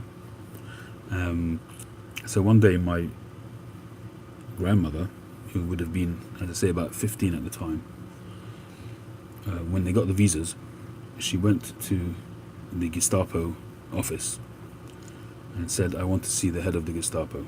This is a 15-year-old kid. Jimmy, I think you need to refresh your page. You might be a little bit behind.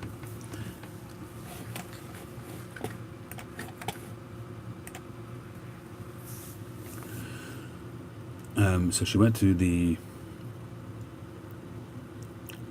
Gestapo office, and as a 15-year-old precocious girl, they let her in to see the general, or whatever they called him at the time. She was allowed into the office, and she said in a very respectful voice, but quite a firm voice, she said, "I want you to send my father back." And I think they were a bit taken aback. I don't remember the exact words which my grandmother sort of told over, but something along the lines of just get out or something like that. But the crazy thing is, she was sort of shivering when she was speaking to the guy. She was literally quaker. But by some unbelievable sort of turn of events, the next day, the kids were sort of hanging around outside, and they see this dishevelled scarecrow of a person walking towards the house, and they didn't recognise him at all. They didn't realise it was him. And as he was coming towards the house, I think my great-grandmother saw him and recognised him and screamed, "Papa, Papa, Papa!" And they all ran out to him. And obviously he was in a pretty poor way, but they managed to straight away, immediately, get him out of the house and on his way. I don't know if he managed to leave the country immediately, but they basically took him away and started off his journey to England. And the Gestapo came back the next day to recapture him, and he'd already gone. And that's how he got out. And he stayed with my grandmother until he died. As I say, there was 3 generations who lived in that house, and I still remember him just about. I'm not entirely sure if I remember seeing pictures of me sitting on his knee, or if I remember actually seeing his face. I'm not sure. But as you say, a completely different generation, just an unbelievable generation. And my grandmother was from that generation, and she lived that kind of life the whole of her life.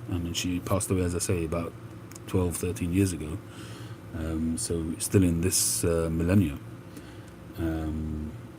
But she was just something else. She basically didn't live her life for herself at all.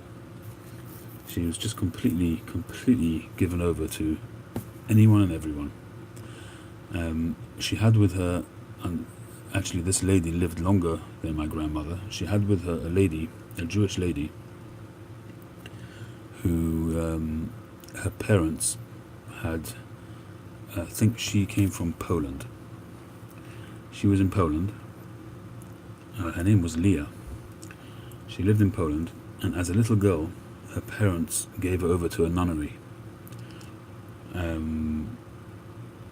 And the nunnery looked after her for quite a number of years.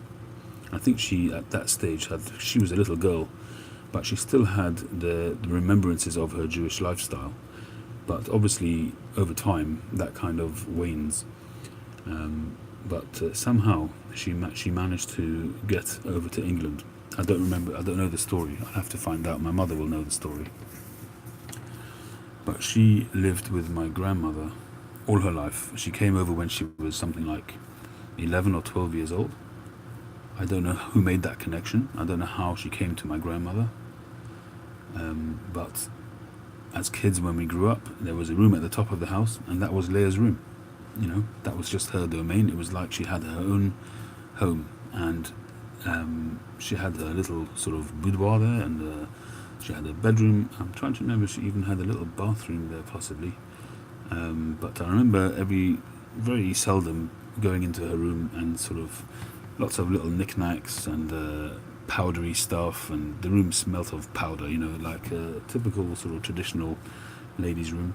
And she was a little bit unstable as a result of the things that she went through. But she lived with my grandmother all her life. She never got married, and she was a difficult person sometimes. But my grandmother had the patience of a saint. Never ever heard her get angry, never. In fact, there was one time when I heard her get upset, when I saw her get upset. And don't take this the wrong way, but this is just... it was those people who went through the terrors of Nazi Germany, so they obviously had very strong feelings against Germany. And I remember one time I was working for a very well-to-do property, sort of a real estate man, also a person he had been in Auschwitz himself, this guy. And I worked there for a few months, didn't last. And difficult place to work, but that's a different story. But I remember one time, I have said this in the past, Hector. He told me to go to a dealer and get a car, because I just started in the job and I needed to drive around to different properties. He had the car.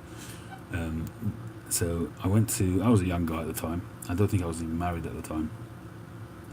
And he told me to go to one of the local car dealers, who he obviously had an account with or something like that. He said, go and get a car. So I said, fine, no problem. I went over there, and he had the BMW. So I took the BMW. And when I got back to the office with the BMW, the guy looked like he was going to dump a brick. Anyway, suffice it to say, that car went straight back. But when my grandmother heard it, she was not happy at all. She really wasn't happy about it. Thank God I gave it back. She wasn't happy at all.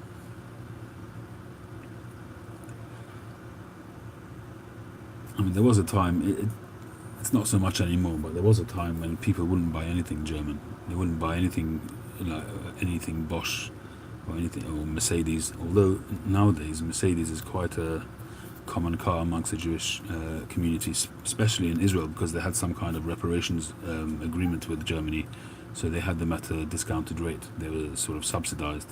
So Mercedes is a very common car in Israel. But here in the UK, a lot of people won't buy a German car. A lot of the Jewish community won't buy a German car. And a lot do. Nowadays Audi is a very common car in the Jewish community.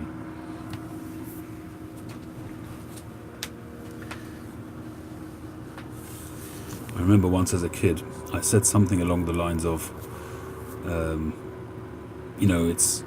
I don't know if it was talking about that particular BMW or if it was about German products generally.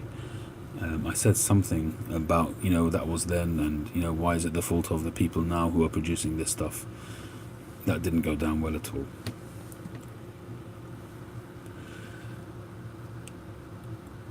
Yes, the royal family, Regina, I don't recall what the family name was, Titanic. What was it?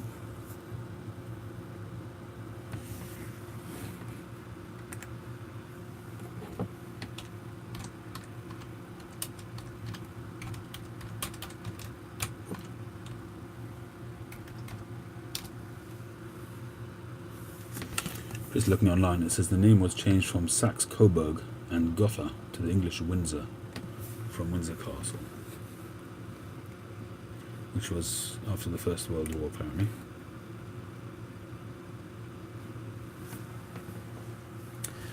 I think one of the original German products which weren't liked was the Volkswagen Beetle, because that was right during the wartime. The Volkswagen being the people's vehicle, essentially, people's car. But apparently, I think Mercedes, or Mercedes-Benz, was originally started by Jewish people. I think they were Jewish, but I think it was taken over by the government at the time. And I think it was originally, I think they were Jewish, if I'm not mistaken.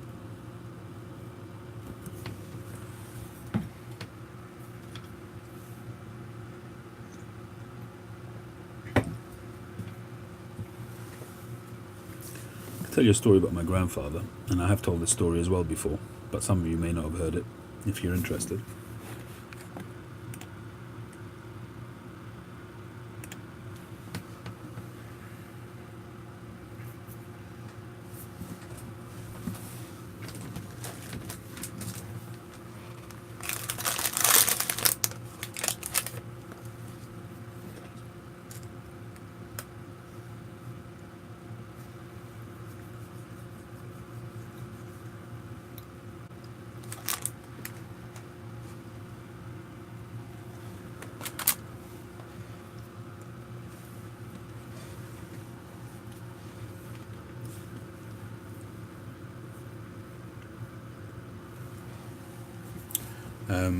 Just need to load up a pipe.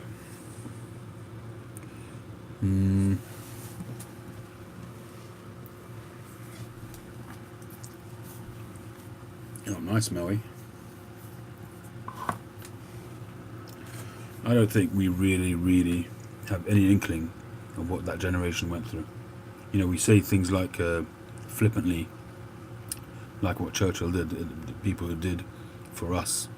We could never sort of be thankful enough for the things that people did. They laid their lives down in order so that we could have our freedom.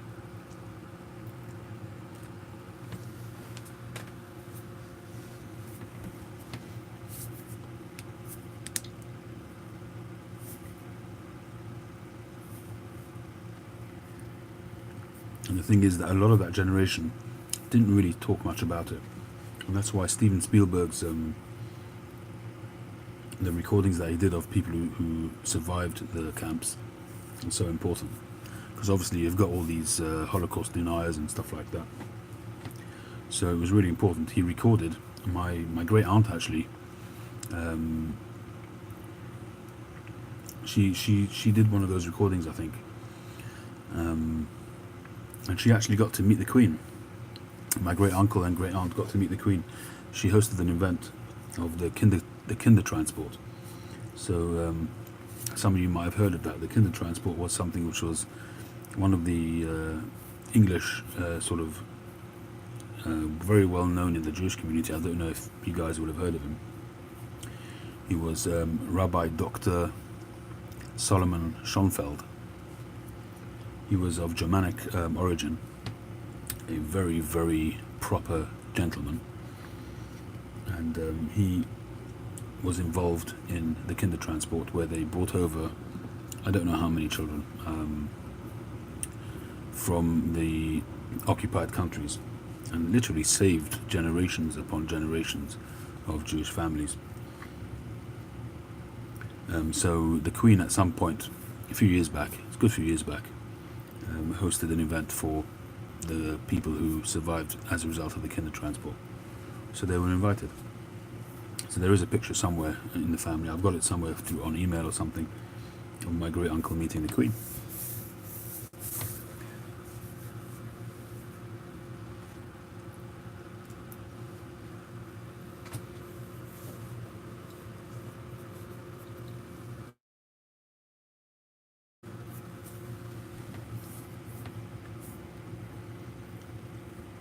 And my father, as you all know, those who have listened to me in the past, will know that my father met King George in one of the underground stations during the Blitz. he did a tour around the underground to sort of perk up people, give them encouragement. And we have a picture of that as well, which unfortunately King George is not in the picture, but you do see the warden who was walking around with him, and some other, possibly a politician or some other important person, I guess. But you can see my grandmother and maybe 4 or 5 kids huddled up in a corner there in the underground in that picture, which is quite cool. And one day they came out after the air raid and found their house disappeared. That's the kind of thing people went through. I guess people in Germany went through the same, probably more so than we did here in the end. They completely flattened various cities in Germany.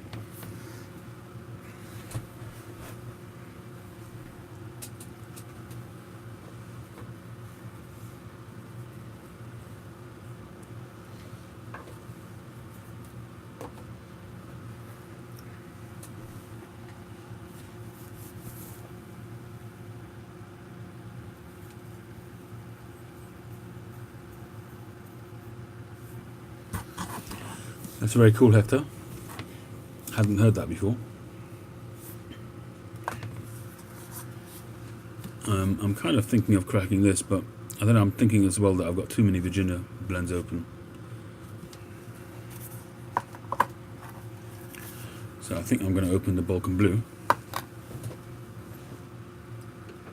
And I'm going to smoke it in the new Sternwell.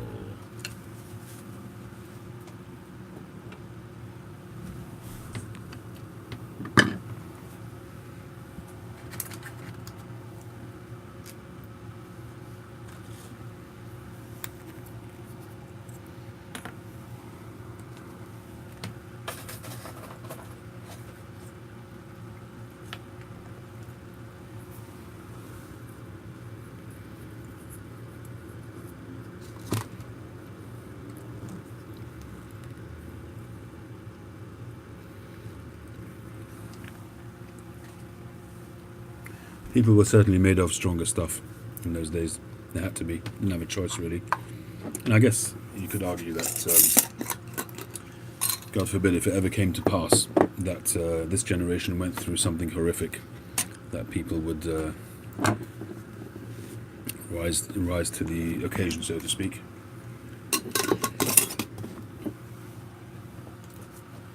However, you do think, you worry sometimes that the way the generation is going, people just don't seem to be able to cope with the slightest challenges in life. So I don't know. It's a worry.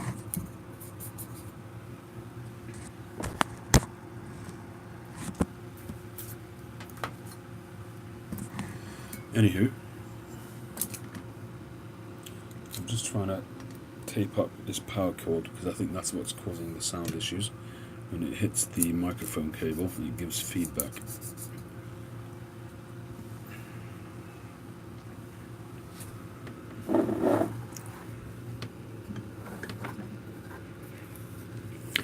Anyway, what was I in the middle of saying?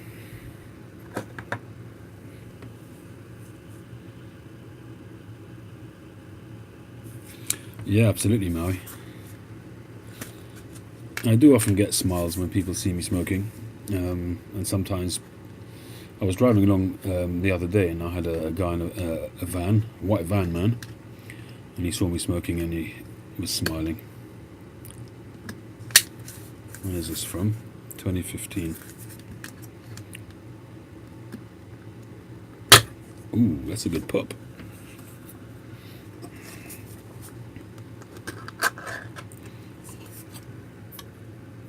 Ooh, that smells smoky. Good for you, Maui.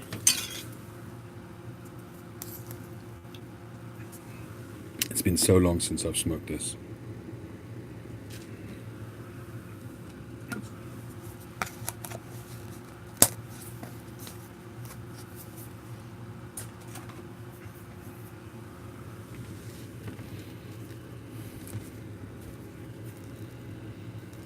It's got quite a sharp, smoky aroma. A little bit earthy, a little bit fermented, earthy kind of aroma. Bit stinky, but as I recall, a very smooth, cool smoke. So let's hope.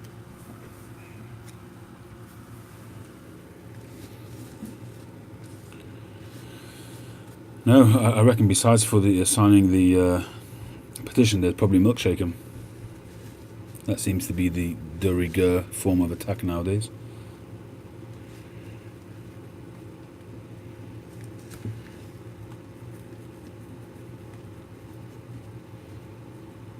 Or if what's her name's got anything to do with it, acid. Although she claims it was a joke. What's her name? Her with the wild hair. She is quite funny, actually.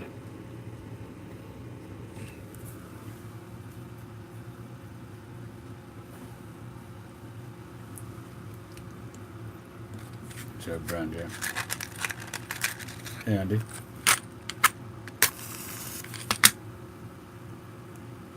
Yeah, I like her as a comedian, and she's very straight speaking. She doesn't mince her words.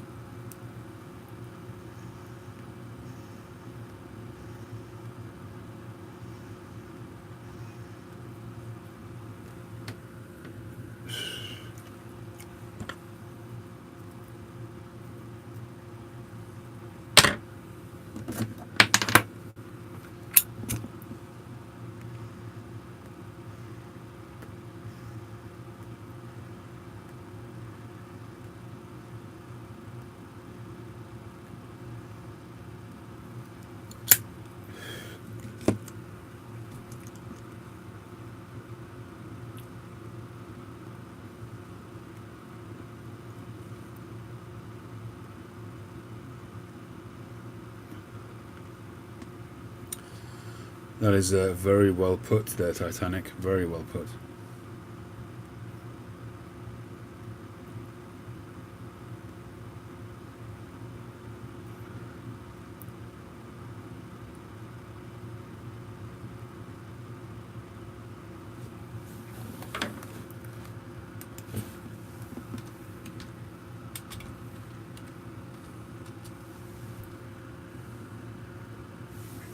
He's a funny guy, Lee Mack. He really is.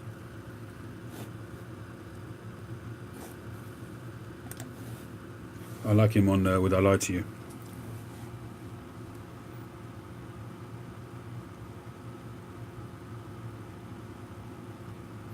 I think that's an unscripted show. I mean, they've obviously got a framework for the show, but I think it's unscripted. The one-liners. I hope it's unscripted anyway, because he does come up with some funny stuff. And the host, he's a great impressionist.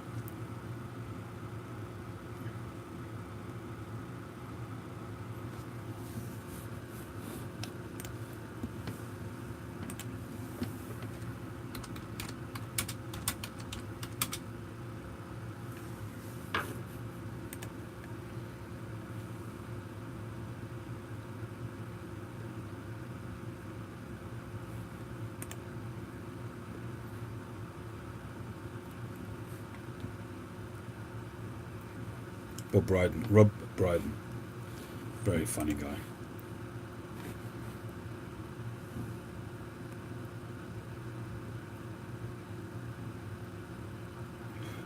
All right. Well, this Balkan Blues coming back to me now.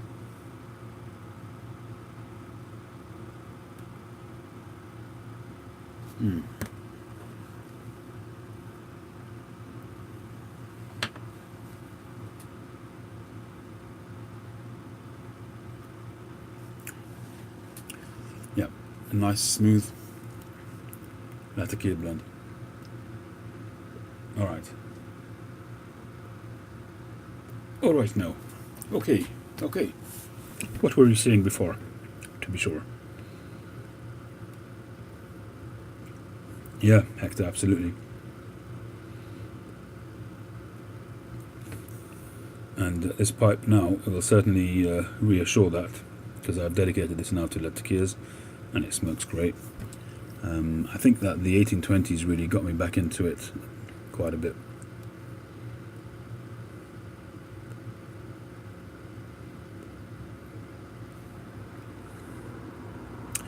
I don't know. If you have a look it's still on the Danish Pipe Shop. I don't know.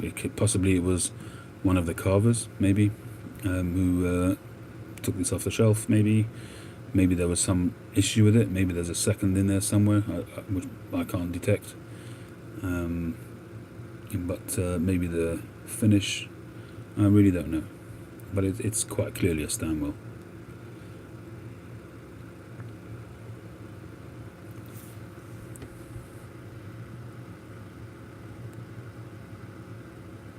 And the price was good, so I jumped on it. I've really been enjoying my Stanwells.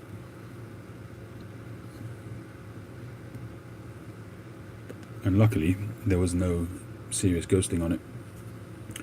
I thought when I smelt the ball the first time when I got it, I thought there was a whiff of Latakia, so I just put some 1820 in it, and I've kept it for Latakia since.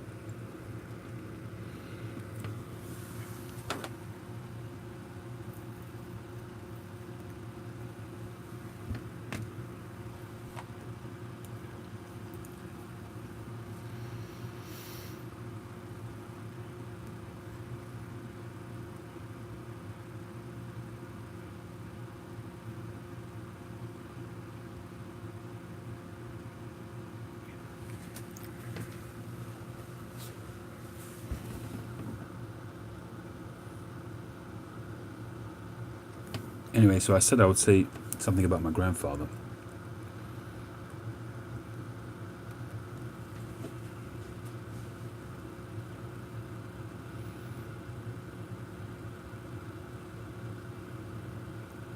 And that's the Chacon. Oh, this one. This is the Savinelli autograph.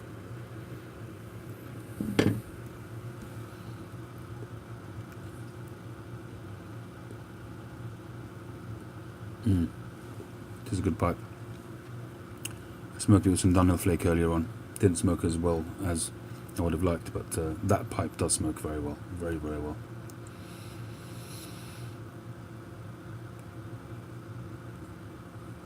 Anyway, so my grandfather.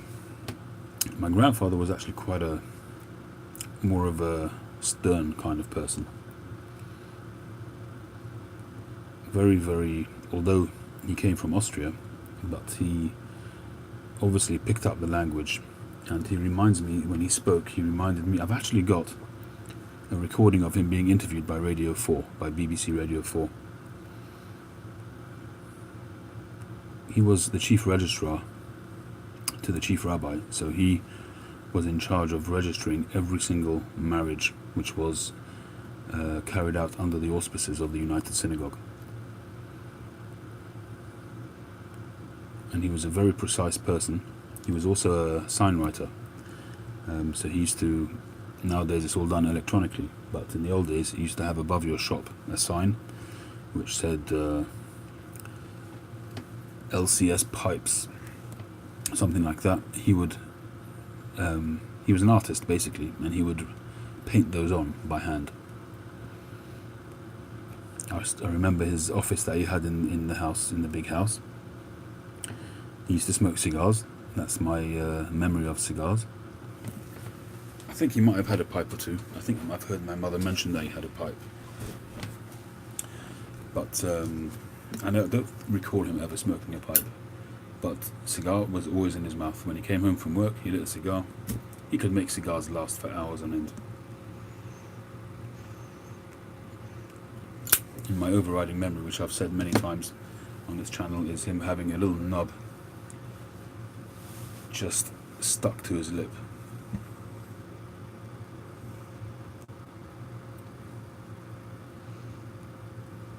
He was a very perfect person, very, very calculated.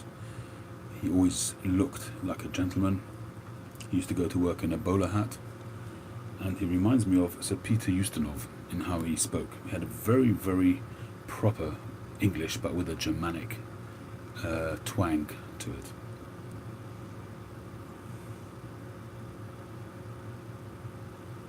Not quite, if you have fears of making you talk, not quite like that. But he spoke like an Englishman, but with a slight Germanic twang.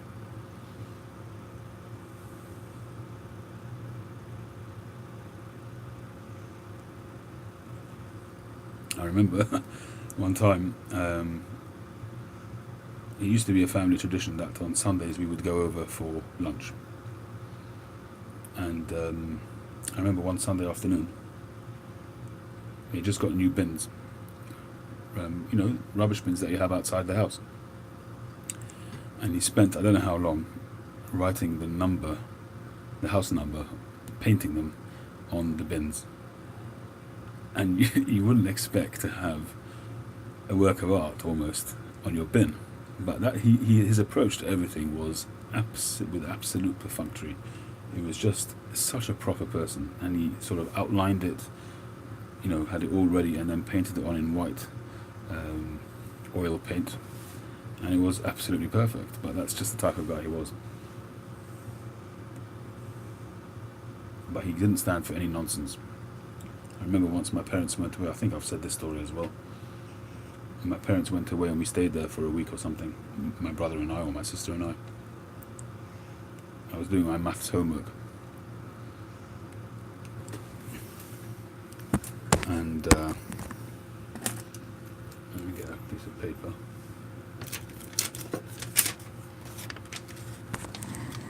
So I was doing my mathematics, and he had his he was watching over my shoulder. And I was doing the maths, but I was also sort of doodling a little bit.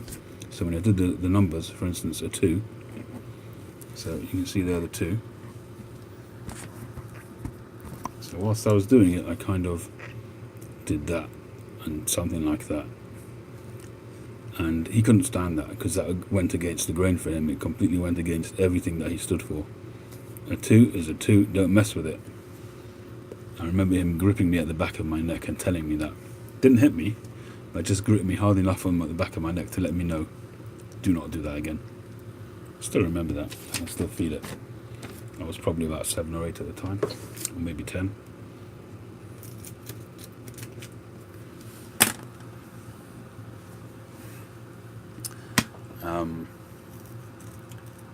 So, besides for being a sign writer, he was also a reverend.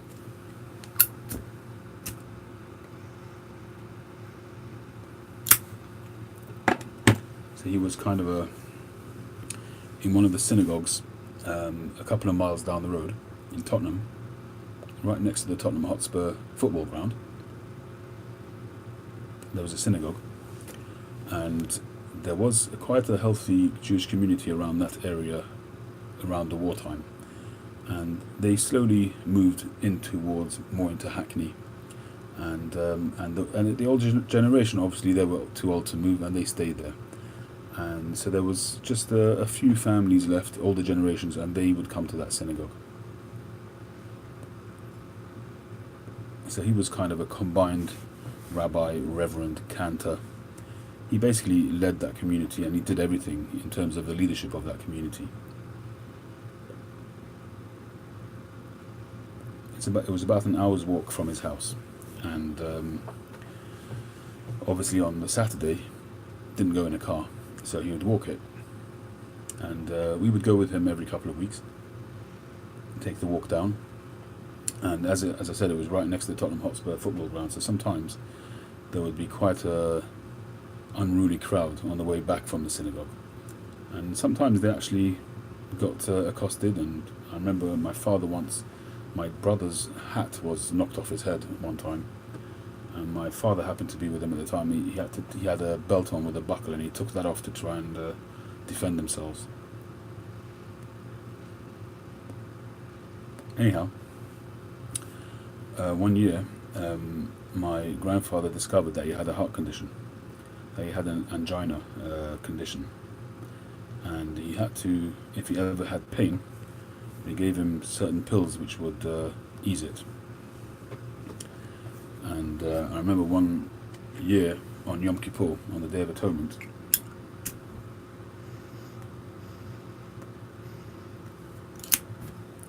obviously it's a fast day, so there's no eating and drinking at all for 25 hours, from sundown to sundown, plus 1 hour.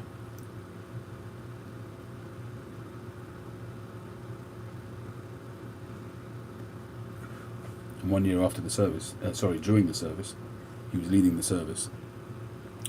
It was something like 2 o'clock in the afternoon, so the service had, because it's Yom Kippur, so the service lasts the whole day.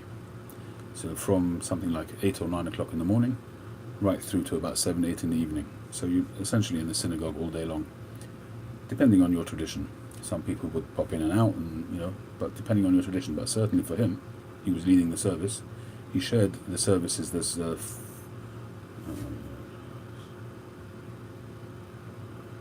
There's 5 services in that day, and they roll from one to another because you don't go home for lunch because there's no eating. So my father led the first service, my grandfather took the second service, my father took the third service, my grandfather took the fourth service, and somebody else took the final fifth one. The highlight of the day is the afternoon service, which my grandfather took. And it's a very poignant, very important part of the service. And he collapsed. He basically conked out in the middle. He fainted. His heart, he had some problem with his heart. And he sat down on his chair, which is right next to the pulpit where he was leading the service. And he had these pills he always had on with him, and he would keep them in the ribbon, the inside ribbon, the band of his hat. He used to wear a sort of a trilby kind of hat, or a bowler hat, or whatever it was at the time. And on the inside band, the leather band on the inside of the hat, he had some of those pills for emergencies. Anyway, he took one of those pills without water, and after a few minutes got up again and carried on the service. And he just carried on.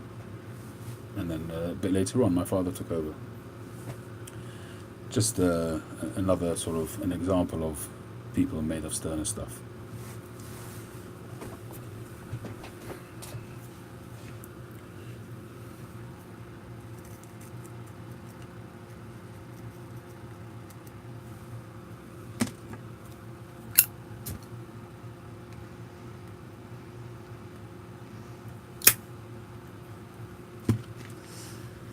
Anyhow, how are you enjoying your bowl there, Maui? My tin is 2015, 75, 14, 15.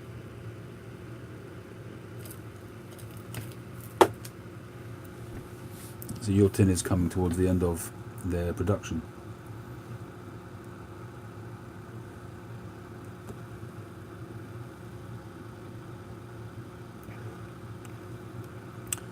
I certainly do have age. I feel it and all.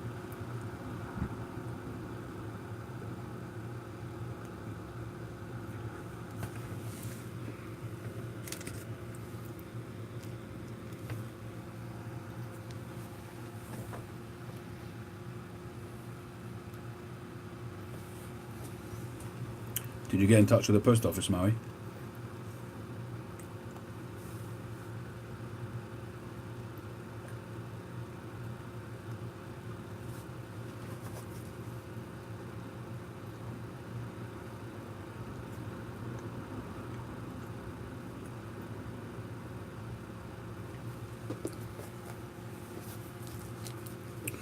The description here, it says, rich with the finest Mountain Blue Latakia, a classic full Balkan pipe tobacco mixture, smooth, deeply fragrant.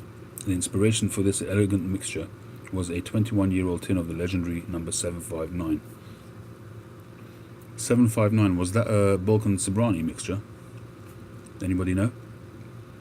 Was that, I think, the one that Tree had that time?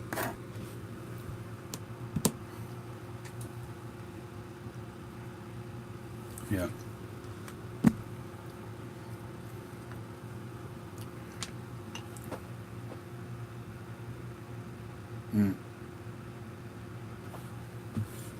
I got a pinch of that tin from Tree at the time, and I just regret the fact that I smoked it there and then,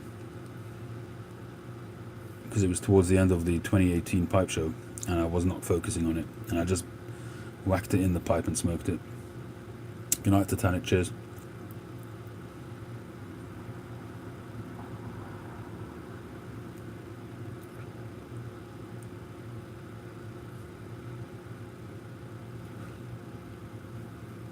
That was an amazing find for Tree. He does get some amazing finds.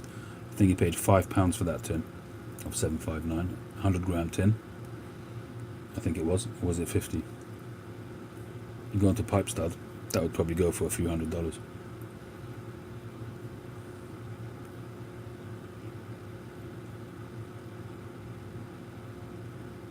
So what were you smoking earlier on, Josh, in the video?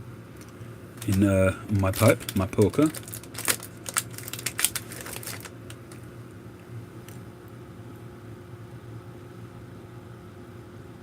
It was a fiver tree, wasn't it?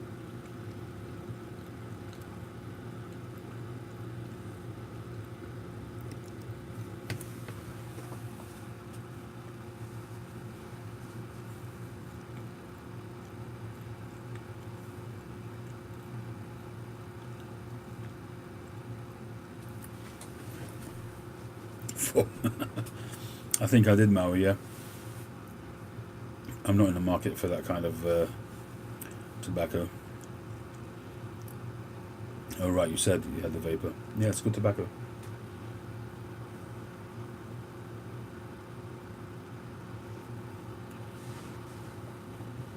This is very nice, the Vulcan Blue. I'm not a big fan on the aroma. The aroma is a little bit too pungent for me, but it tastes great.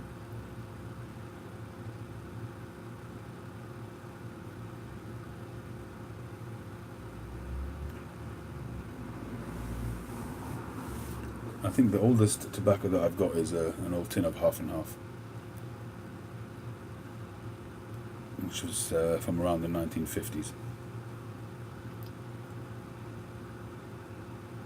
Some of the Barons I've got are from the 70s. I think I've got an old Dunhill London mixture from around that kind of time, maybe the 80s.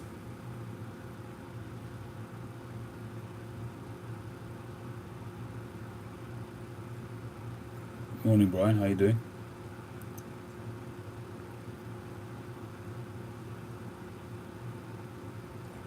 Have you been on long, Brian? Or you just come on now?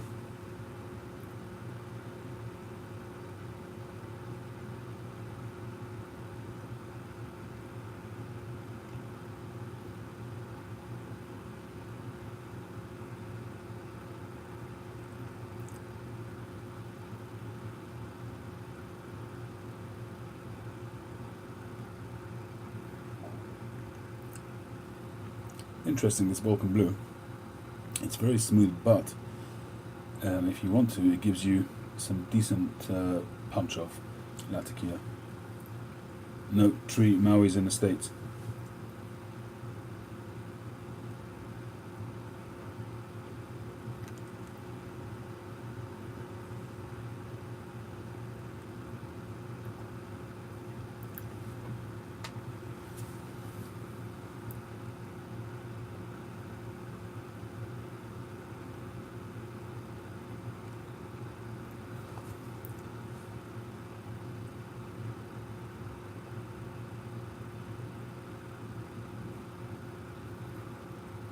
And with Maui, you get a lot of bang for your buck. In more ways than one. You get bangers and you get bang pipes.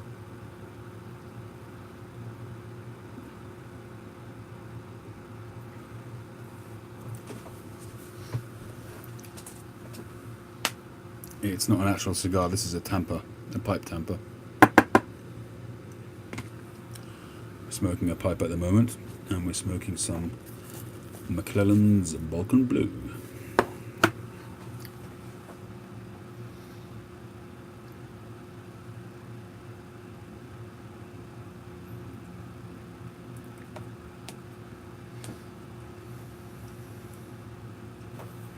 I have started to look at some of the higher grade pipes that are available in 9mm, but they're just too much money for me, to be honest.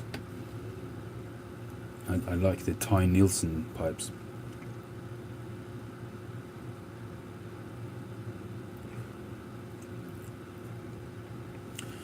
That is possible, Hector, but I've yet to see, I know some people have, but I've yet to see any tobacco tin that's been sealed, that's been opened and been decayed.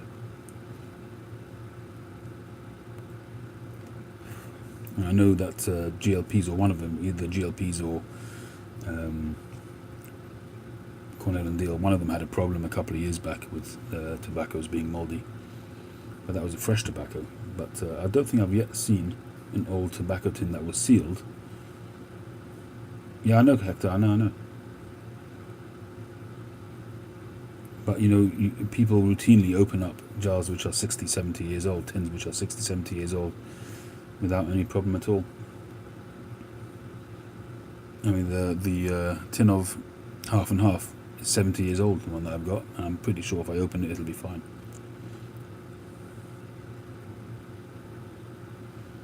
Yeah, he doesn't hold his words back, does he? You have a Bang 9mm, seriously? Okay, Mao, definitely send me some pictures, we'll work something out. I mean, I'll be honest with you, I'm not a big Bang expert like you are, but I'll certainly have a look at it.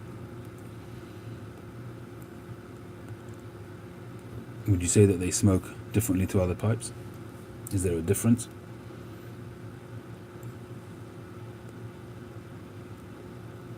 And would it have been originally made as a 9mm? Because I think that would make a difference. Because if it's not an original 9mm, if it's been converted, then I'm not sure. Original, right, cool. Because you know, some of the pipes that I've got, a lot of the standard pipes that I've sold is for that reason. Because even though I could have converted them to 9mm, a higher grade pipe, I find it's a little bit. I feel a little bit like a Philistine if I converted it, because the mechanics of these artisan carvers, you know, each one has their style of how they did things. You know, how they flute the stem and all that kind of stuff. In which, if you're gonna whack in a great big cavity in the stem and shank, you're completely obliterating their work. And it just felt wrong to me to do that for sort of more higher grade pipes.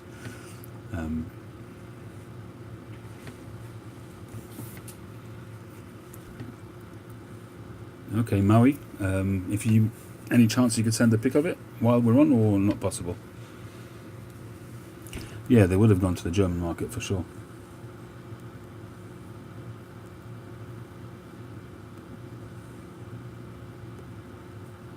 Good man. If you email it over, then I'll stick it on the screen.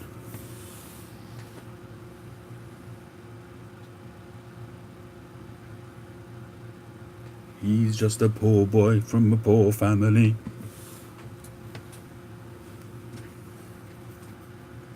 Get your violins out, everybody.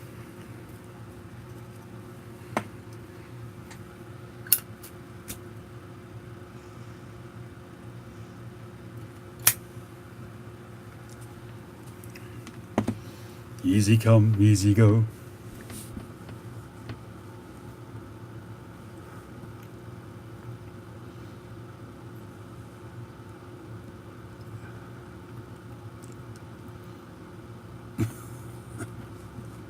So what happened to all the middle class money there, Hector?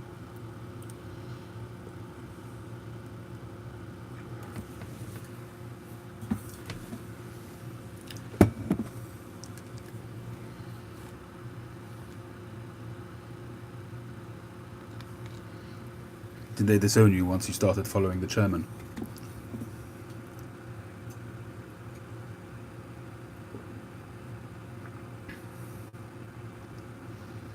Oh yeah, I think you said that to me before. Why that's such a crime, I've no idea. It's like all the comedians, they say that they told their parents they want to become a comedian, and then would be greeted by a very dissatisfied set of parents.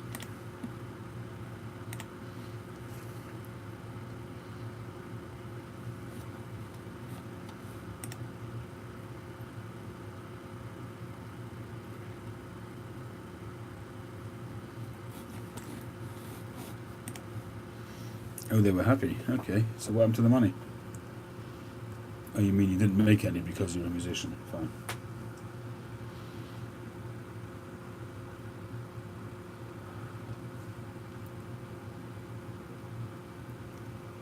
May I ask what kind of trade they are in?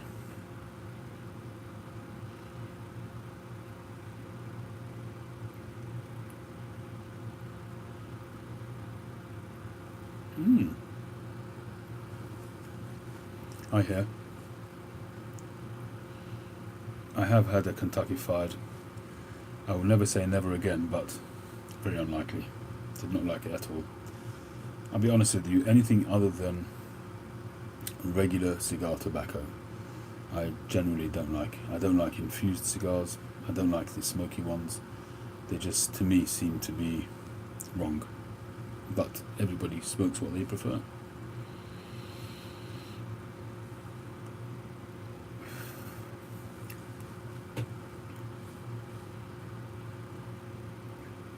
Scottish Gaucho. An S-Bang is a pipe, a Danish pipe.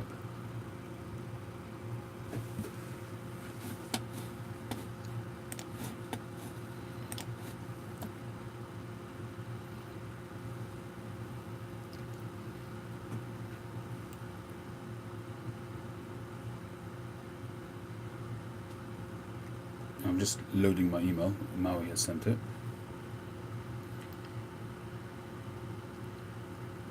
And I suddenly decided to go slow.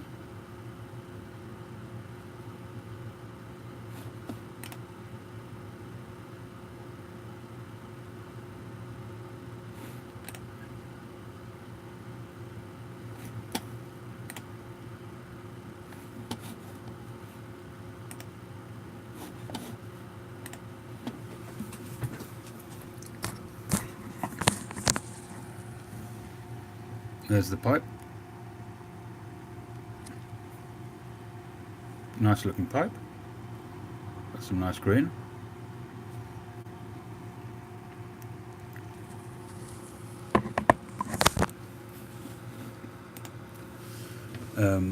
Maui, to be honest, I think I'd rather, if we did manage to work something out, rather you left it as it is, unless you really don't want to send it as is. When this, I don't know Tim West, but presumably he would just clean it rather. He wouldn't be sanding it and restaining it or anything like that. I mean, the original stain would stay on it. Yeah. I have heard of Tim West, but I don't know him or know his work.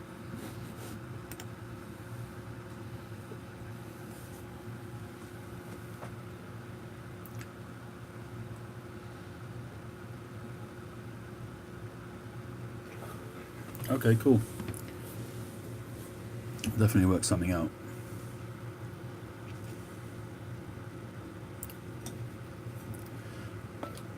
But I think next time though, Maui, it's got to be via courier, something like that.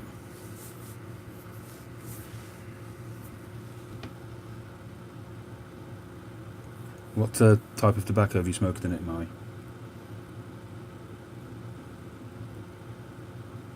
Yeah, FedEx is fine.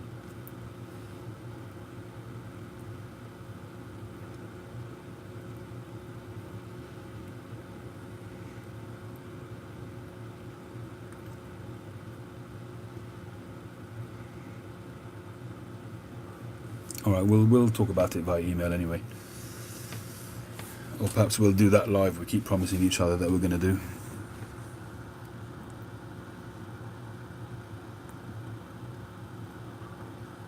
Ah, cool, perfect.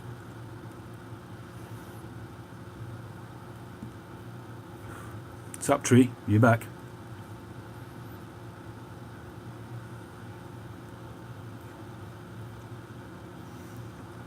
Yeah, I'm sure Eric can do a meme on that one, Hector.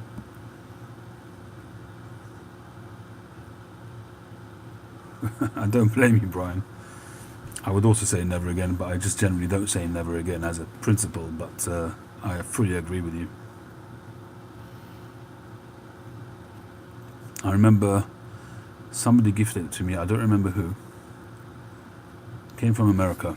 This is going back a couple of years, and it was so pungent that I wouldn't put it in my humidor. I think I double or triple wrapped it and put a Boveda bag in there with it and just stuck it in the cupboard, not in my office, just somewhere else in the house. It was so pungent that anything that would be next to it would destroy. And eventually I did try it, and I didn't even, I think I smoked about an inch of it and chucked it. Montclaude, Ganz Dam.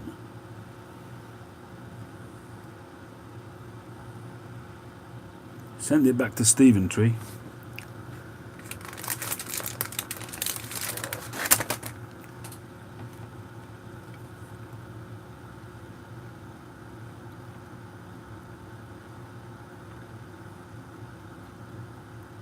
Just kidding. I still feel guilty that the phone that I wanted to send you didn't work out.